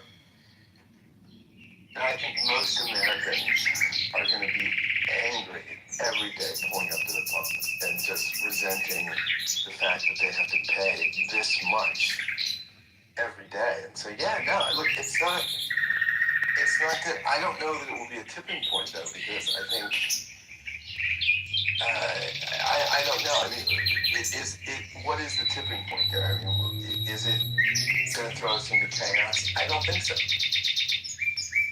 I think largely we'll stay in a sort of inflationary economic situation where prices continue to go through the roof, where we play our partisan games, right? And that's what we do. I mean, what my party is gonna definitely win the midterms, and what will we do? We'll investigate the administration. We'll have hearings, all this stuff. But nobody's going to plow themselves until the thing collapses, because that's not, we don't have politicians that are problem solvers or creative. So it's just going to, we will just do management. And so that will be, I don't think it's going to get better until it gets worse. Thank you for that, Scott. I don't know whether there will be pitchforks and lanterns lit, torches lit because of all this. But there might be a tipping point where people just, they're not willing to take it anymore, and I don't know how they would express that. But the midterms are coming up. Thank you, Scott. We'll go to Steve, followed by Jay. Hey, Gary, how's it going? I'm good. I'm having a nice, you probably heard the beep, beep, beep of the microwave, so I'm making up for my lack of lots with a nice salmon dinner while I host our gathering today. That sounds good, but I'm not a salmon lover. But to the point, I think the two things you're describing, Gary, one is event-driven, the oil price. The second is a structural issue, which the event-driven can bleed into the structural, but it's not the long-term issue here. And I think it was the early 80s when we started offshoring all our manufacturing, and we went to a service-based economy. And your town actually is a perfect example of what could contribute to this. The workforce that's in Detroit right now versus, say, the late 60s, early 70s, and the kind of money that those people that worked in the factories in Detroit making automobiles is going to be extracting from Social Security and from Medicare and Medicaid. It's going to be disproportionate in a ratio kind of way to the type of money that's being put back in by the residents now, because the type of jobs they have is not going to generate the same income that a factory worker in the late 60s or early 70s was generating to the federal government. And here's something else too that just amazes me. When this whole thing first started, me and my wife was having a conversation, and I told her, and this is really true, you cannot become wealthy as a country without making something. You have to have a manufacturing base to produce wealth. Look at what happened in China when they captured all of our manufacturing and the rise of their economy. We've been going in this direction for a long time, and Marshall talking about, well, you know, your generation has got my generation. Well, in a sense it did, but the people inside that generation didn't offshore all these manufacturing jobs over to China. And this is what is disconcerting to me, is when Trump talks about trying to reinvigorate the manufacturing base inside the United States through different pressure mechanisms where people can start finding a better job than, say, working at Walmart and having to get food stamps to live. How much do you think that's going to supply a structural issue in the deficit? Not much, because they're not going to be putting in as much, and they're going to be extracting resources to feed themselves. This is a structural issue that's been going on for a long, long time. And what we've done, we've been living off of a credit card, and payday's coming. And you know, here's what's just totally blows my mind. Within the federal government, you know there has to be a lot of waste and fraud. And when we had this Doge thing, maybe these guys didn't do it correctly. But the idea, and this is you know, you look at the highlighted issues like what we see in Minneapolis. That's just a symptom of a much broader problem. You can probably go into the department and the budget they have and the contractors they have. You know, everyone's heard about the $300 hammer. Well, when you get in these kind of shapes, you got to go through these systems. You got to root out the waste and abuse to where you really find out what the true structural problem is. You know, how big is it? Well, you're not going to know until you get that thing lean and mean. So I think what we're talking about today, as soon as the Strait of Hormuz is opened up and ships start flowing again, and we see equilibrium in the oil supply, and the futures traders aren't so paranoid about what's going to happen tomorrow in the Middle East, you'll see this oil price thing back. The other issue, though, the structural issue with the debt, is going to take some serious politicians, and it's going to take a willingness to tell the people the truth. If you don't have manufacturing in the United States, and you think people working at these service jobs is going to produce the type of income to the federal government that it takes to fund this stuff, you're living in a delusional fantasy. So I don't know how this isn't obvious to everyone. I don't know. What do you think about it? Well, I want to talk. You covered a couple of things. Here's what I think about us knowing about the problem with regard to government spending, because I don't know that the price of oil is going to fall very quickly, as you suggest. I hope you're right, and that the analysts that I quoted earlier are wrong. And I'm putting my money on you because that's what I want. I want it to fall quickly. But you talked about the government waste and how we've known about this all along. And I'm old enough to remember, and I don't know whether you are, William Proxmire. He was a Democratic senator from Wisconsin. And every month he issued his Golden Fleece Award. From 1975 to 1988. Right. So he did it for a long time. Every month he brought examples of, you mentioned the expensive hammers, that kind of thing. Ridiculous or ironic, wasteful government spending. Yeah. And he targeted projects he considered wasteful. And, for example, here was one that he did. The National Science Foundation. Your tax dollars were used, and I'm not saying we shouldn't have a National Science Foundation. Right. But your tax dollars were used, Proxmire told us, to fund a study on why people fall in love. That was the first Golden Fleece city. Yeah. You know? Why do people fall in love? There's a song that will answer your question for you a lot cheaper. Anyway, the point is, we know about these wasteful spendings, and we laugh about them, or we claim that we're going to do something about it, but nobody does anything. I think the president tried with Doge, but I think it was not a very smooth way of doing it, and they went crazy. They can do anything that they want, and so that was a real big miscalculation. I think in terms of form, it might have sent a message, but in terms of substance, it did not. Yeah, the idea was correct. The execution was just wrong.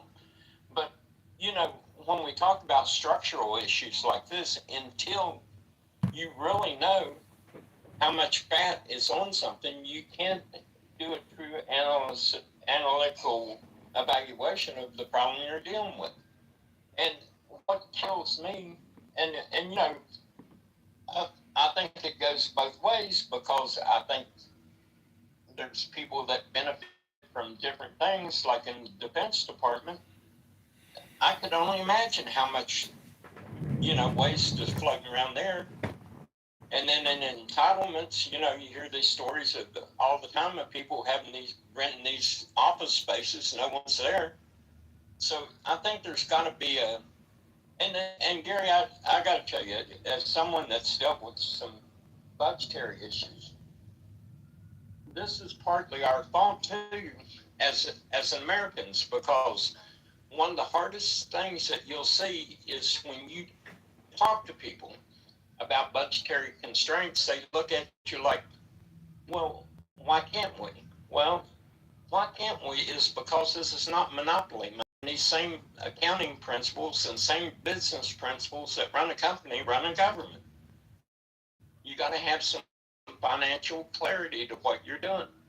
And people will get involved in government projects, and it's like I know what it is, because there's no accountability to the. That's why these government programs get out of control, because like I used to run a small trucking company. If I make bad decisions, I would go out of business. If you're in government and you make bad decisions, you just tax people more. You never have to feel the pain of your decision making. And until we get something like that going, we're structurally we're in bad shape. But I think one is an event and one is structural. I'll leave it there. So it's not as if there aren't organizations within government whose job it is to watchdog all of this. There are. There are more than 70 federal inspectors general. Although Trump, which I don't understand it, given that he wanted to cut all this wasteful spending, he got rid of a bunch of inspectors general. But across all the major federal agencies, each of them has a inspector general, and there's the Government Accountability Office, which is the primary watchdog. Each audit federal spending, they identify waste, they root out fraud, abuse, and mismanagement. Great. But as you point out correctly, they have no authority to order changes. They just report them. And apparently, in spite of the fact that this administration wanted to cut the federal spending, with this Doge thing, which, as you and I both recognize, kind of backfired, at the same time they were eliminating inspectors general because, I don't know, I guess some people don't want to know that they have a serious or terminal disease. So they don't go to the doctor, or they fire the doctor who gives them the bad news, because that's not what they want to hear. I understand that. There's a psychological reason for that. But you're exactly right. In the private sector, as you were talking, I was thinking about where I work. If if my vice president and general manager who has our division can't keep things profitable, well, he's going to be gone. And somebody who can ensure profitability will move in, and there will be probably cuts in personnel as a result. So you can't, when you're in private industry, let it get out of hand. You're right. In the government, they can and they do, and nobody, apparently, according to that New York Times story, in Washington really gives much of a damn about it. And so you combine this with the current crisis with the gas and diesel costs. We are under severe economic stress in our households, but also we're in extreme economic distress in Washington. You combine the two, and I don't know, again, I'm not an economist, but it seems like that's a recipe for absolute economic disaster in this. Well, I can give you one example I was personally involved with.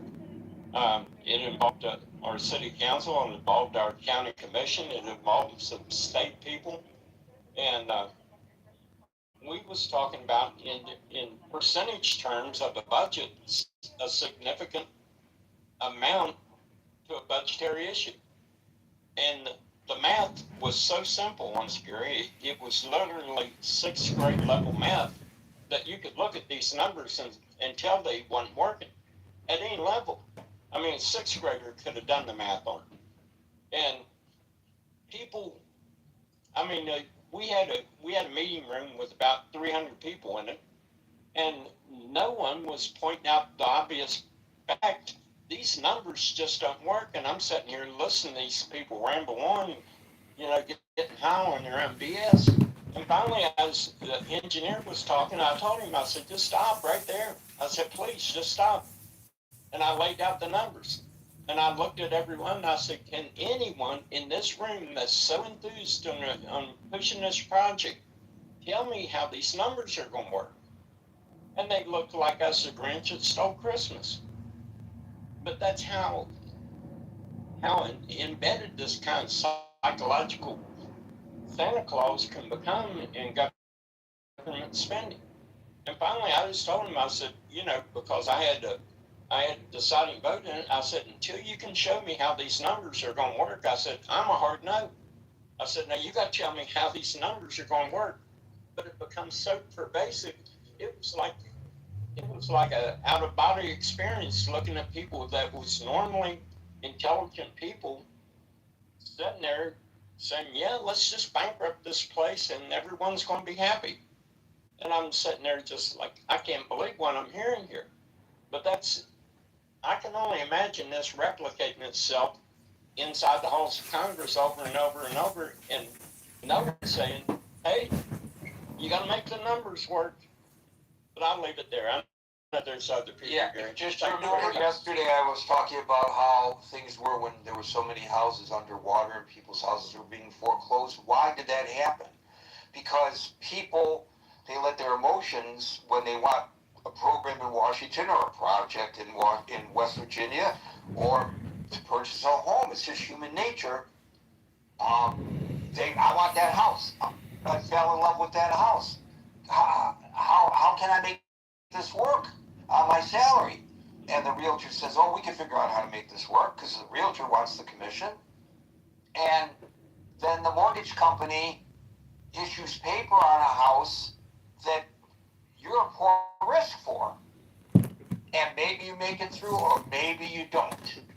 And it's just kind of like human nature, and we have to have the fortitude to stand up and draw a line and say, I love this house, but I just can't put the money together. I have to get something a little more modest.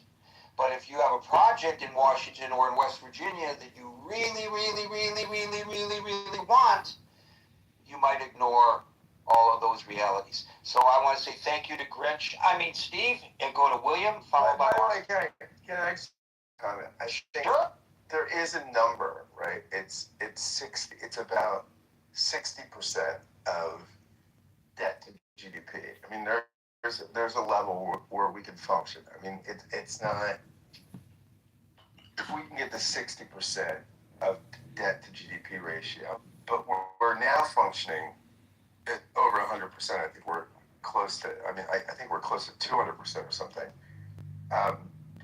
That's the problem. I mean, what we'd have to do.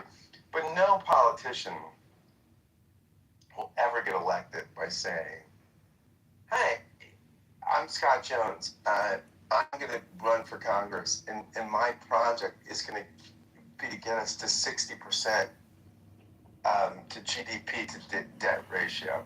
No one's going to do that, and that's fundamentally the problem. I mean, it's just not. It's not an issue that will sell. It's the issue that's going to kill us. But I mean, people just don't know how to talk about it, and I don't know how to talk about it. I mean, you know, it's the critical issue, but someone needs to tell a story about the debt to GDP ratio, and I don't know how to do it. But that's the critical issue. Well, the thing is,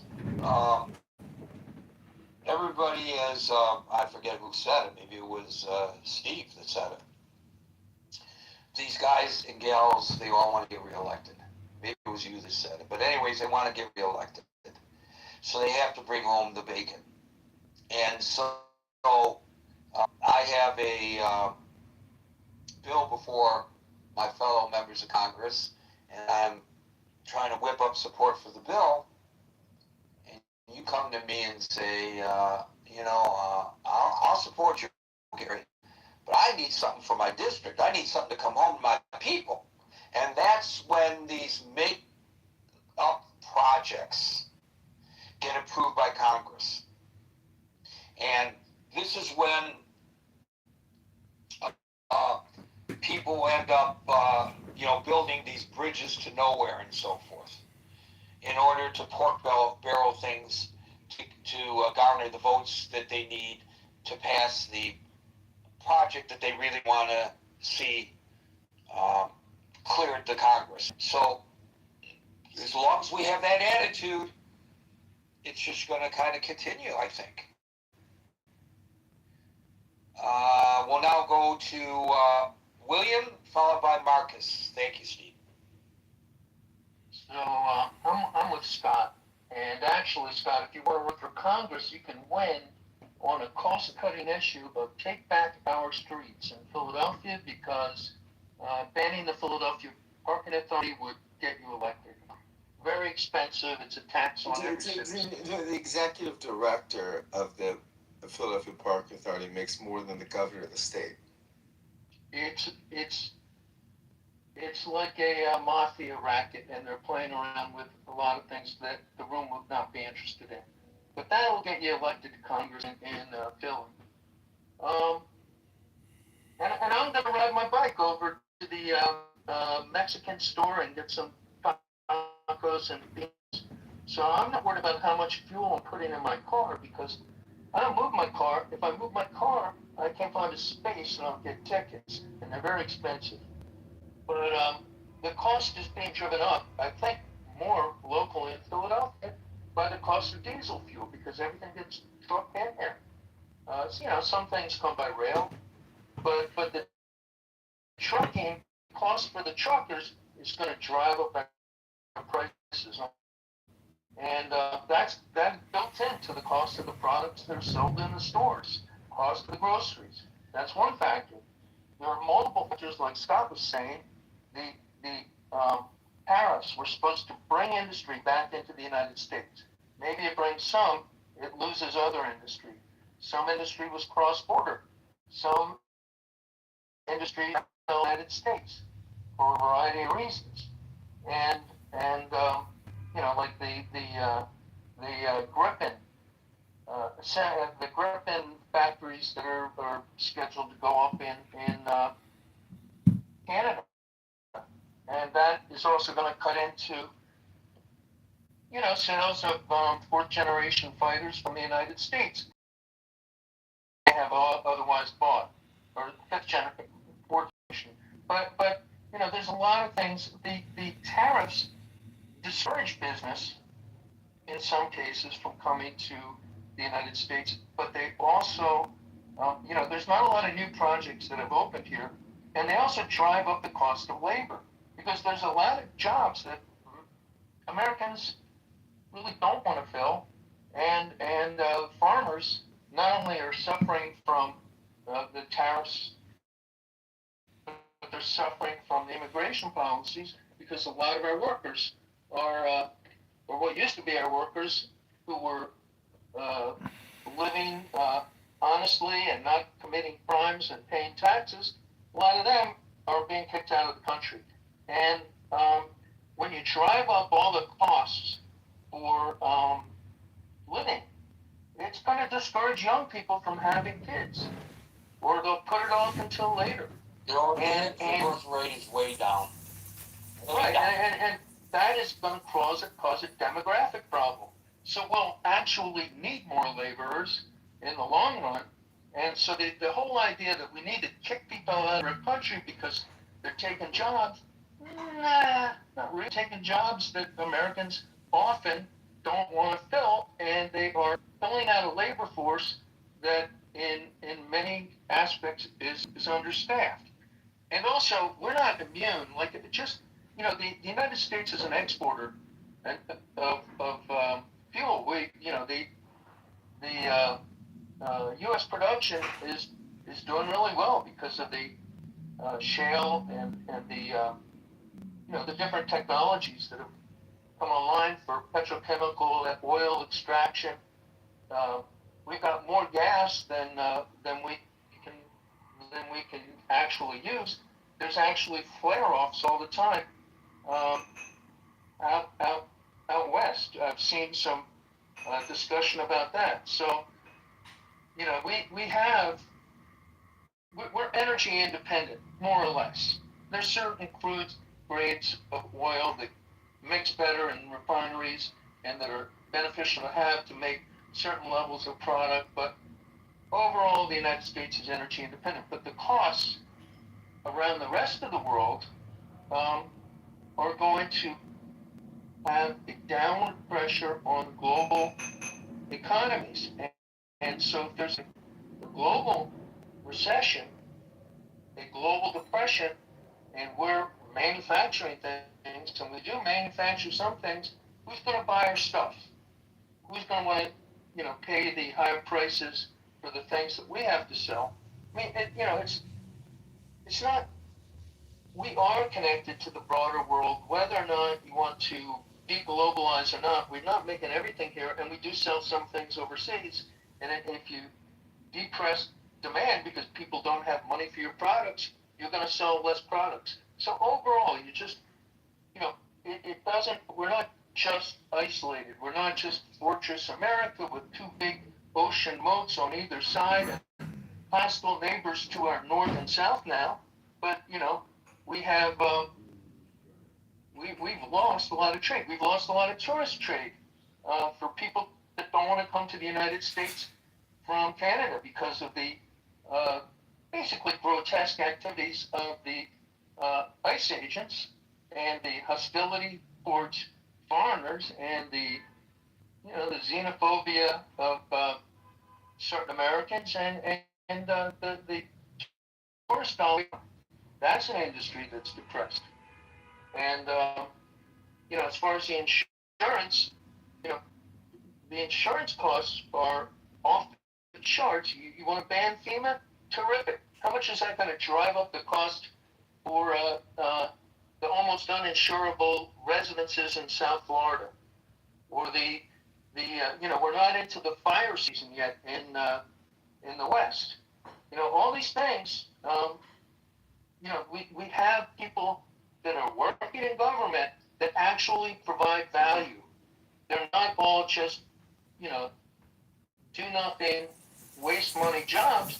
They provide value. They provide value for the American people.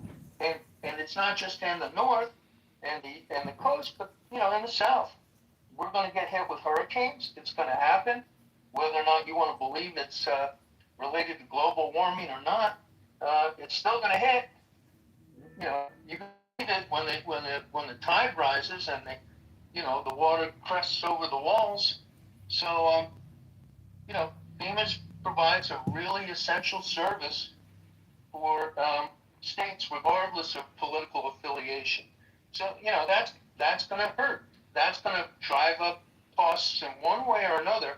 And it also, if you put people out of work, you're generating less money in the economy. People are buying less stuff, and that has ramifications. So, you have to actually, I'm a lawyer. I'm not an economist. I just read things. But, a lot of these things are going to turn around and bite us in the ass. And that is a legal term. So, yeah, it's just a lot of things that are happening that are going to depress the economy. They're going to cut into real estate prices and make lower the quality of life for us and for our kids that want to start families. And that's going to be a problem. So you mentioned the immigration issue and jobs, etc. One only needs to look at Japan. Japan was very, very tight on immigration because they want to maintain a homogenous society where everybody is Japanese. And, unlike the United States, people, and part of this may be genetic, but also they don't eat a lot of processed foods in Japan. And so they have a real problem there of longevity. People live much longer in Japan. That's a problem than people live in the United States because now you have the need for elder care. And with the birth rate being as low as it is in Japan, they are now going to other countries, Southeast Asia, and encouraging people to come to term employment as caregivers when people come in from other countries. There's a chance that there will be commingling and the genetic base of the country changes somewhat as a result of the study that we discussed earlier. People love their neighbor. Why do people fall in love? And that could have been sponsored by the CIA or the FSB. That could be valuable information. Why do people fall in love? Right. So we're going to see that here. We're going to see a complete shift from the current strategy on immigration, I believe, as our country continues to age and the birth rate is such that we don't have a lot of young people, especially young people who are predisposed to doing elder care. And my prediction is, you guys can write it down, especially those of you who are young enough to be able to track this for a number of years, beyond the years that I will be able to track it. You will see a huge influx of Filipinos into the United States who will come here to become caregivers. They will leave their children home with the grandma and the grandpa, and they will make money and they will send a good portion of what they make back to the Philippines as a way of providing for their family and improving their life. And if they are lucky, they too will find someone to fall in love with. As the study, we could go back to that first study, the National Academy of Sciences study, why they fall in love. Thank you, William. We'll now go to Austin, who fell out and came back, followed by Marcus. Thank you so much. Oh, Marcus, are you in a hurry? No, Austin followed by Marcus. Marcus left. Go ahead. Okay, Marcus. cool. I'm so glad that William spoke because he was getting to some vital points. I think we're often chasing the wrong ball. We look into the 21st century. We have a lot of technology for alternative fuels. It's interesting, but Trump really seems to be working in the interest of the oil industry. And why are oil companies making so much money these days with oil prices so high all throughout the oil sector? It's kind of odd to me. But I think we're absolutely chasing the wrong ball. I mean, it's simple to look at the science of economic history. And look, what seems to be intuitive, you think, okay, we're going to reduce spending and that's going to help our economy. That's not the right question to be asking. And it's such like an intuitive tilt. Okay, I think of personal finance, I think of business finance, I think of corporate finance. Okay, we're going to reduce cost and increase revenue. But we're a nation and we're the global reserve currency. What we need to be absolutely panicking about is how we're destroying the ill will of America. And even if Trump lives to 100, 120, he's not on this planet as long as a lot of us, and he's damaging our reputation in order to follow winds of short-run pursuits. It's not a matter of are we spending or not, it's what are we spending on? It's been found that Keynes' science of economic expenditure, it's reality. It's not a matter of are you spending or not spending. Are you spending on things that grow the GDP? It's absolutely proven that certain sectors of government spending have an outsized effect in economic growth. When money circulates through the economy, it doesn't just disappear. When there's fiscal policy by the government, it doesn't just disappear, it circulates through the economy. So I think it's to be cautious, folks that are in the media and folks that are on the blogosphere. It's so simple to make the emotional appeal to worrying about the deficit. And it is a concern. It's something that we have to be cognizant of. But what we really want is to be at the helm of the economy. We know that if we spend more and create more debt, then our currency weakens, then our exporters are benefited. I think the key is to have agility and the ability to navigate between what a given instance of economic ideal might be at a certain time and have the agility to change depending on what's needed. And what we're really losing out on is now we're in the era of AI and automation. We need to worry about the brain drain in the brain game. Harvard, Caltech, Stanford, these used to always attract the best and the brightest. It was an obvious choice for so many people to end up here. And a lot of people don't want to be here. And we're losing the best and the brightest, and that's a real concern. I think we should maximize for longevity. We really have enough for everyone. There's just an artificial sense of scarcity.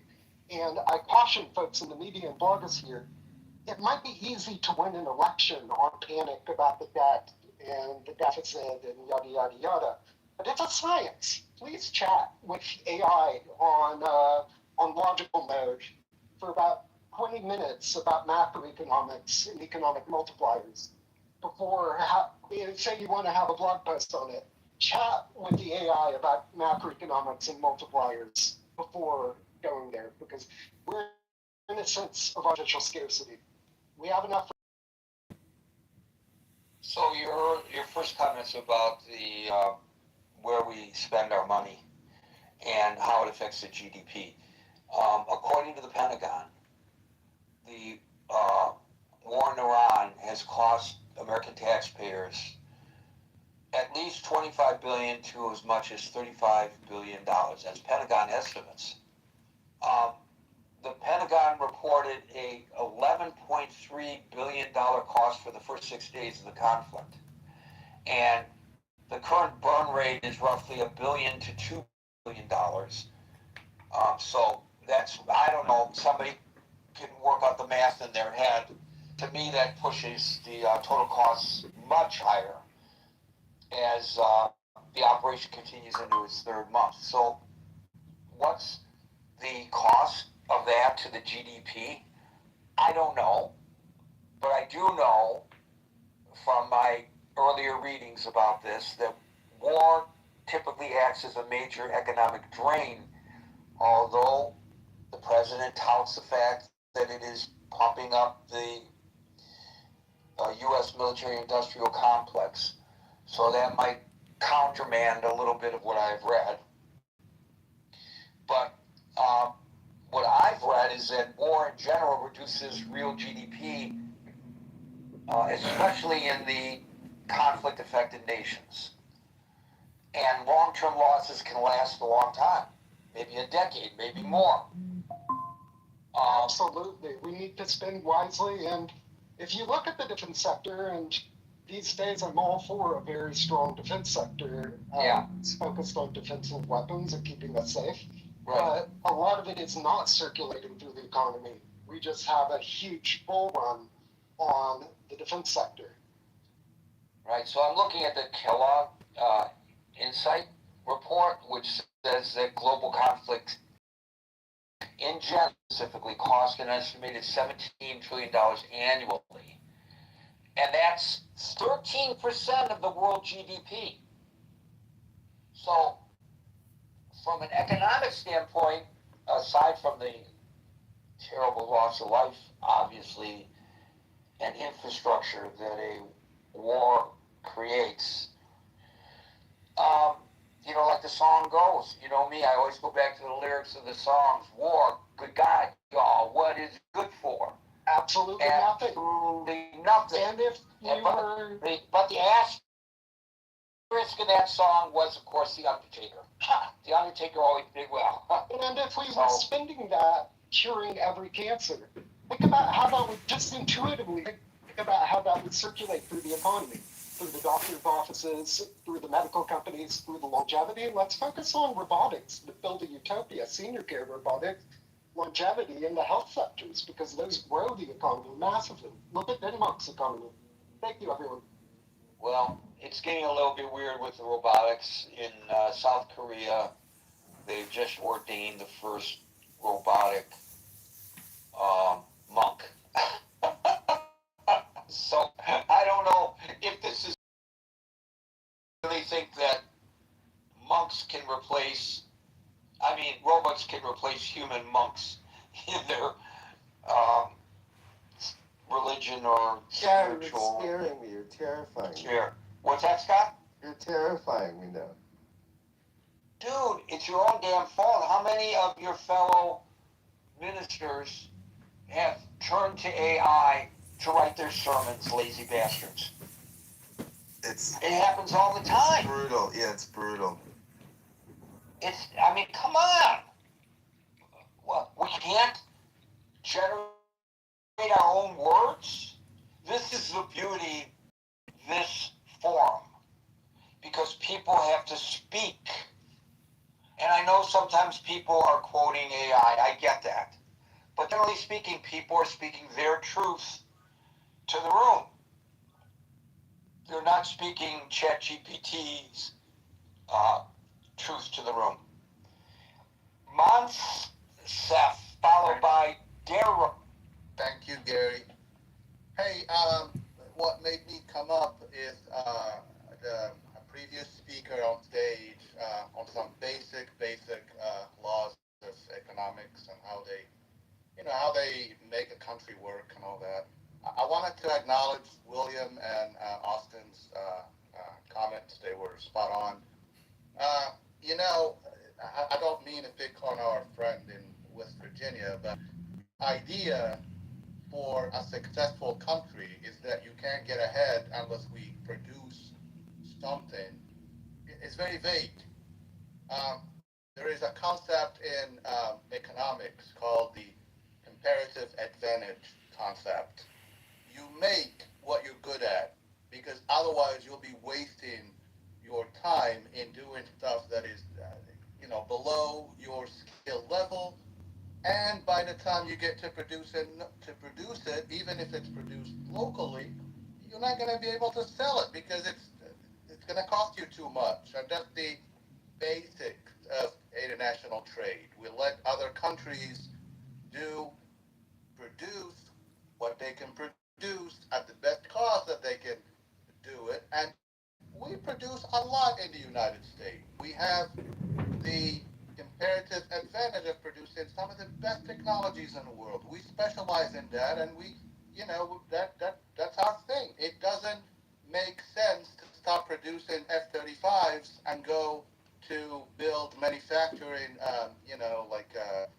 factories in West Virginia, Ohio, whatever, to make brooms and kitchen whatever, or T-shirts or clothing, because Yeah, it has this idea that politicians talk about. We're gonna build factories. We're gonna get your people, your unskilled workers to work, and they're not gonna make a living because no one is gonna be willing to buy a $40 broom, and no one will be willing to buy a $50 T-shirt. That's why when you buy your T-shirt, it doesn't say in the back "Made in Japan." It says it's made in Bangladesh or made in places where Vietnam, Bangladesh, and Vietnam. Yeah, Bangladesh, Vietnam, but there is an idea. It makes sense for Levi's or whatever to go to places like that. Same situation. You got a cost of living that is lower, that is cheaper. It makes sense to send your work there. They get to feed their families or whatever. Yes, sometimes it gets a little crazy with manufacturing like that, and a little resilience, I guess, is necessary to make sure that you don't get into slavery and stuff like child labor and stuff like that. But and the infamous fires in the Bangladesh garment factories, right? Yeah, but the reality is, someone can live on $100 or $150 salary, monthly salary in Vietnam, Bangladesh, China, that and make T-shirts. But if you do that same job in the U.S., you'll have to pay him at least minimum wage. And the guy from West Virginia, I bet he's not willing to go to Walmart. It won't be a Walmart because Walmart is all China, and go and spend $15 for a broom. That's why these empty, promises by our politicians, we're gonna build factories. Well, factories of what? We do have factories. We gotta build product that we can be good at and sell with an added value to both the economy and to society. Anyway, enough of that. I mean, it's the little courses sometimes in your free community college would I think would educate our voting populace, because the minute a president or whatever would go up there and say crap like that, at least people would be educated to say that. But you just say in the beginning of whatever, we're gonna build factories, but it's not necessarily gonna benefit society. I want to go back to gas prices and why they are expensive. I don't know if Gary, you saw the report by the Washington Post today, a thing that meant that it was a report that the CIA, has given to the administration about their, what they see in. Right. Yeah, I actually posted something about that in the chat, which is linked above.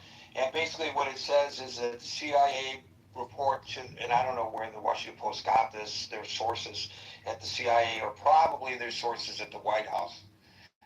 But the report said that if it becomes a stalemate over the Hormuz and the oil, ultimately Iran can handle that. The United States cannot. We will have to blink first. Is basically what it says that Iran has basically another 5 months before it can see some real damage to its economy. It also said that they still are sitting on a massive arsenal of missiles and whatever.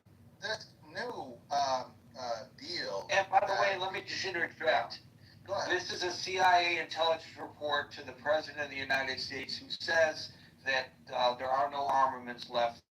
Their military has been destroyed. Iranians' military has been destroyed.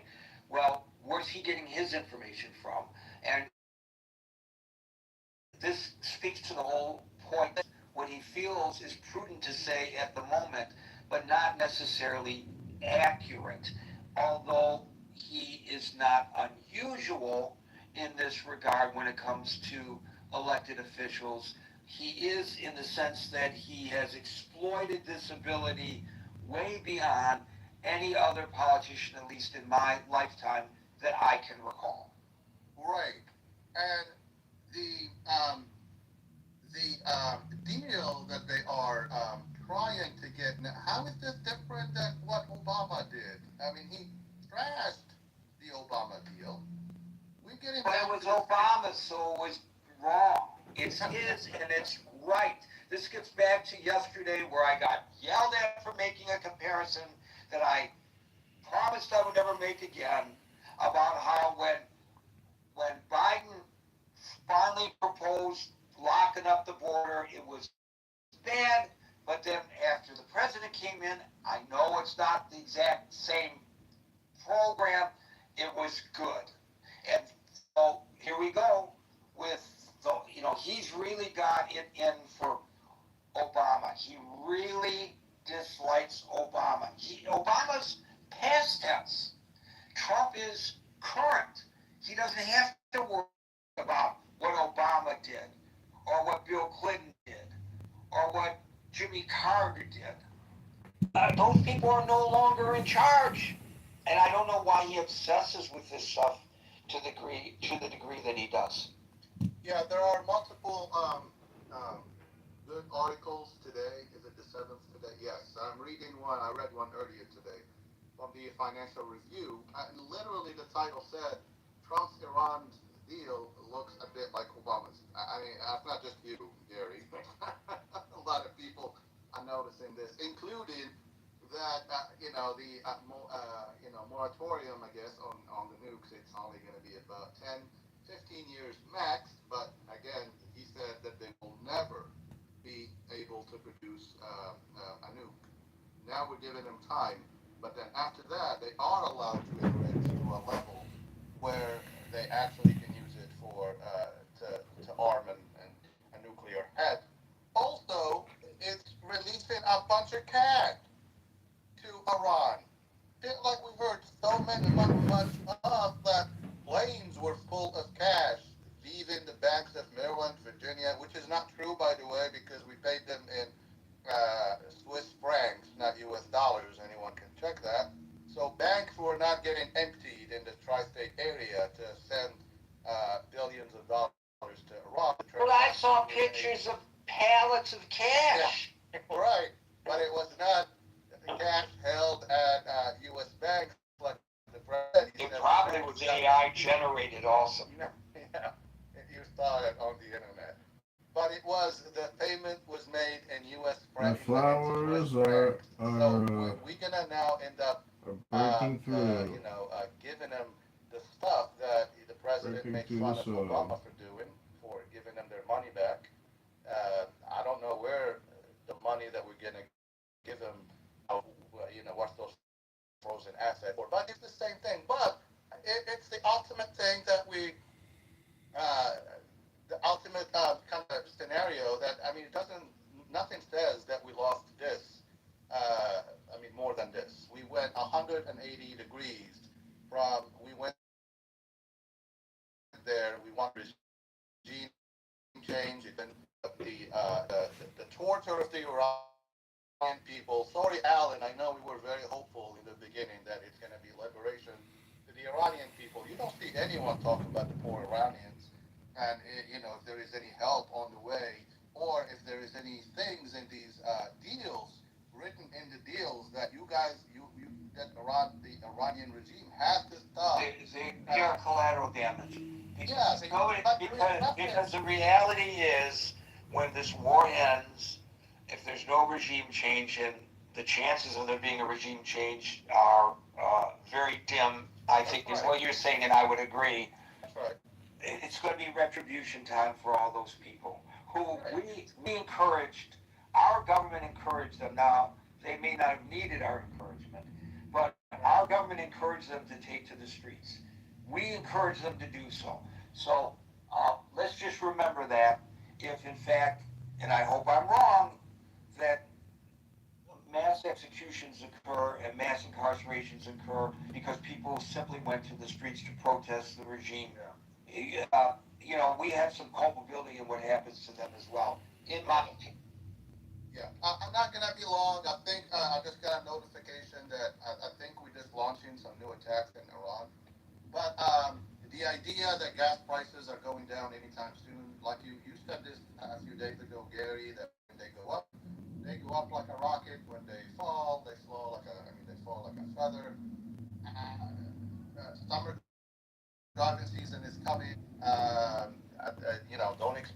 to be, even if the war ends, even whatever, it's going to be a slow, going down. And I'm just amazed at MAGA how much they are willing to tolerate the pain in order to see, it's not even a pain for the stuff that the president say. Are you willing to tolerate a nuclear Iran? Well, we're going to end up with a nuclear Iran based on this deal, whether it's in 10 years or 15 years from now. It's just a matter of kicking the can down the road. It's not eliminating that threat. I'm going to let others speak, Gary. Thanks a lot. Thank you very much, Monsef. We'll now go to Daryl, followed by David. Hey, Gary, can you hear me? No. Okay, well, I just got to ask. So I'm going to ask for some latitude here. I want to talk about, and I'm going to tie this to fuel. So before the UAE Property taxes are not going they had issued, their finance minister had issued a dire warning saying that, hey, if we don't start getting some of this oil out here, we have to start selling oil in Chinese, in yuan, RMB. And so what we're doing right now is we're setting up currency swap lines for the UAE, and this is really only done in times of emergency, like in 2008 with the crisis, 2020 with COVID, because what happens is if they start selling oil in Chinese RMB, they don't need to hold all those treasury notes, the American, they don't need to hold American dollars. So this is a precedent. Scott Bessent actually went in, he spoke before, I think, the Senate last week about this, and we're setting up currency swap lines to aid with liquidity. The problem is, though, that China has started prepaying Iran for oil. And so there was this thing that we're going to starve Iran and we're going to basically, break them economically and, we're going to starve them. But China started prepaying for oil. Iran's sitting on about $40 billion in its central bank. And so the idea possibly that another OPEC company, I don't know if you saw yesterday, Saudi Arabia is kicking everybody out. If another OPEC country decides, hey, with this threat, now it could just be a threat, if they start threatening, hey, if we can't get through Hormuz, we're going to start making our own deals with China, and we're going to start making our deals in Chinese money. What will happen is you'll see that these countries don't need to hold American dollars because they're now trading oil and other things. And economically, what's going to happen is the American dollar is going to become less valuable because countries don't need to hold it. And what would happen with our debt? You'll see countries, hey, we don't need to hold these treasuries anymore because we're not collecting, we're selling money outside of the petrodollar system. So we don't need these dollars. You'll see massive inflation. You will see massive inflation. And I think we're talking about gas. We're talking about gas prices. But this ties into so many other things, right? It ties into interest rates, right? Not just interest rates on mortgages, but just interest rates if you need to go and finance a car, if your credit card, all these other things that for our economy. And the idea that we're setting up a swap line, currency swap line for the UAE is something we really need to take seriously. The idea that China is pre-buying oil or paying for oil that they haven't even acquired yet from Iran just to hold up Iran, it kind of feels like there's an economic alliance that's building against this country, and it's not just about the price of gas. It's about how all of these things will impact us. You're going to see prices going up in the supermarkets, prices at restaurants. Prices are just going to start to go up. And someone said something earlier. what was it Monsef said? Monsef said something really, really brilliant, but I lost it. That's all I wanted to say. We need to start thinking about not just the price of, the cost at the pump, but what is happening globally, economically. And the UAE leaving OPEC is not a good sign for the future of the American dollar. That's all I want to say. Thank you for that, Daryl. Ching, we've been trying to invite you up, and Francine also, but it's not working. I know you were up once. Maybe if you leave the room and come back and try again, we'll be able to bring you up. It's a technical issue. Monsef mentioned about he just got an alert about attacks. I've got that information for you. U.S. forces, this is according to the U.S. Central Command, targeted Iranian military facilities they say were responsible for launching a series of unprovoked missile, drone, and small boat attacks against American warships transiting the Strait of Hormuz. Interesting, given the fact that they denied that our ships were under attack. Just want to point that out. I remember now, Gary. I remember. What you had said earlier about the CIA and that memo that dropped earlier. Chuck Schumer said something a couple of months back. He said, don't mess with the intelligence agencies because they can screw you 6 ways to Sunday. And no matter how powerful you think you are, leave the intelligence agencies alone. And I think this is the intelligence agencies flexing their muscle. Just a Well, little. we don't know whether that leak came from the White House or the intelligence agencies. Both are possible. Let me go back to what CENTCOM said. I'm going to quote from their press release. U.S. forces intercepted unprovoked Iranian attacks and responded with self-defense strikes as U.S. Navy guided missile destroyers transited the Strait of Hormuz to the Gulf of Oman on May the 7th, that's today. CENTCOM says that the Iranian facilities targeted include, quote, missile and drone launch sites, command and control locations, and intelligence surveillance and reconnaissance nodes. So supposedly the strikes were carried out at multiple locations. So what this means, is this like a one-off, or are we back at it? I don't know. If we're back at it, does that mean that the ceasefire has ended? Does that mean that the clock starts ticking again, even though it probably always was, but the president claimed that the clock stopped ticking on the War Powers Act? Does that mean that he has to go now before Congress for authorization? Will he go before Congress for authorization? I don't know the answer to any of these questions, to be honest with you. Thank you for that, Daryl. David, followed by Ching. Hey, Gary. Fantastic discussion, by the way. I think that we're headed for a cliff of sorts with this oil. I think that our Arab allies know that the Iranians can control the game here. Recall they're going back and forth with regard to letting us use their airspace. I'm referring to Saudi Arabia and Kuwait.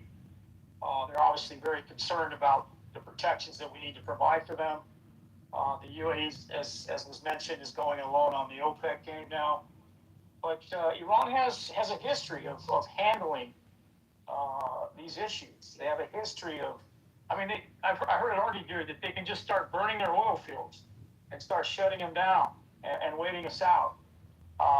There's all kinds of ways that they can play this. So the fact that we're trying to blockade them is great, but if they can wait it out and the rest of the world starts to suffer, I'm hearing it argued right now, Gary, that even though we have a lot of oil, we can't transport fuel when we fly somewhere else. So airline companies are at the mercy of wherever it is they're flying to make sure they can refuel. So who's going to want to get on a plane and go to a middle economy country like Vietnam or Thailand, where they could potentially be out of fuel, and you're sandbagged in a country waiting this out? So, the poor nations of the world, obviously, we don't give a damn about because, they can just suffer and white knuckle it and deal with it in their own way. But this is going to trickle to our first world allies in Japan and Vietnam. And, these are going to have unknown consequences on the stock market, on the international markets, on our bond market. It's already trending higher. This is going to cause costs, pain points with regard to housing, automobiles that were mentioned. All the borrowing that goes on in this great country is tied to these indexes. And you can't get investment over here at the lower rates that we need them to be at to keep inflation down when we're at risk of defaulting, when we're at risk of rising military costs to defend this. So, everything that Trump sort of messaged and attempted to sell going into the election has completely not materialized, in my opinion. And I hope the American people are happy that he's in the White House now and not Kamala Harris, who potentially would not do this. So here we are. We're playing the game now. Israel obviously is very sensitive to this these talking points. This one-page memo that's come out, basically spelling out what's on the table here. And they're obviously a kink and a thorn in the side of making sure that we don't go back to what it is we originally had with Obama 10 years ago, Gary. So, at the end of the day, the hemorrhaging's got to stop at some point. Americans, we're going into the summertime, Gary. Americans are having to travel more domestically. A lot of Americans drive SUVs.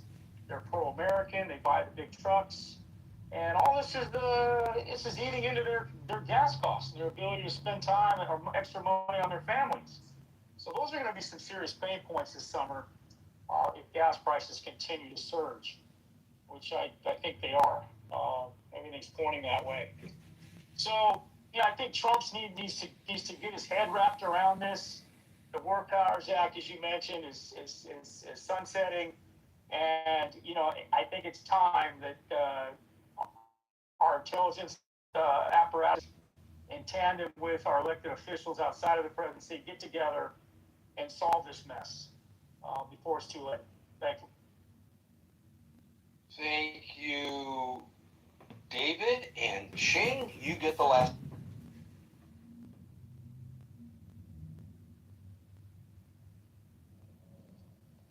Are you calling me? If your name is Ching, I certainly am. Hi. Hi, Gary. Hi, Ellen. Hi, Marsh. Hi, Scott. Let's see. I'm just referring to early, is it Alan? I forgot who was it. Oh, Steve. We're talking about China, America, and America is always has been service-based economy, and I read some article says right now it's actually good that we are not based in manufacture, because when you rely on when you have manufacture based economy, and then the oil assumption is even higher, and we're probably going to be in shitholes. And in terms of China economy right now, I was just looking for, even 4 weeks ago, the American dollar trading is actually not as good as in what do you call? Actually, no, never mind. The American dollar right now today is 6.8, and 4 weeks ago is 7.29. That means yeah. And what else? We're talking about China. Okay, oil. When I was in China just 6 months ago, and we talk about this, economy, and then lately talk to more people when we have a phone conversation, and say you don't have to worry about oil shortage. China has a huge reserve, about 5-6 years of they dig these holes in the ground, and they have plenty of supply of oil. So to them, it's not critical that the Middle Eastern and other countries that is in shortage of oil. And as gasoline price goes up, this is a much more close to everyday life issue. Except some people don't use cars and then they don't feel the pain. Hearing somebody else's pain is different. When you go on to pump those gasoline, I take pictures of the gasoline. I took a picture about 3 weeks ago, then I took a picture just about last week, and I use Plus version, and my oil tank is not that huge, but it increased. Like it used to be like $40. I can take care of the whole tank. Now it's more than $60. So it is pretty ouch. So I don't use car every day. It's more like a entertainment equipment for me. But now I have to reduce my entertainment line. Has increased greatly the price. Um, this morning at Gary, I got a text message. Of course, I saw it only later at 8 a.m. And somebody bought a Asiana ticket using my credit card. And somehow, my credit card has compromised. It was quite a lot of money, close to $1,800. So I would assuming it's a international flight, probably round trip. So people are desperate and people are breaking the laws. So of course I canceled my credit card, but it's a pain in the butt. When you cancel a credit card, right? Sometimes your utility is going to the credit card and deduct automatically. Now you have to call all the companies, um, to tell them the new card. So it's kind of a tedious and senseless work. Yeah. So is your title is are we at the fuel cost tipping point? And I hear Gary said you hope so. Um, I deeply doubt it is at the tipping point. Um, it's gonna go high, maybe go low a little bit. Yeah. So I think it's not tipping point. Okay, I'm done talking. Thank you, Ching. Appreciate that. Ching, Monsef mentioned that at $100, I don't know whether he said a week or a month, in China, people can live pretty well. Is the Chinese economy similar to that of Vietnam and Bangladesh, that it doesn't take much in U.S. dollars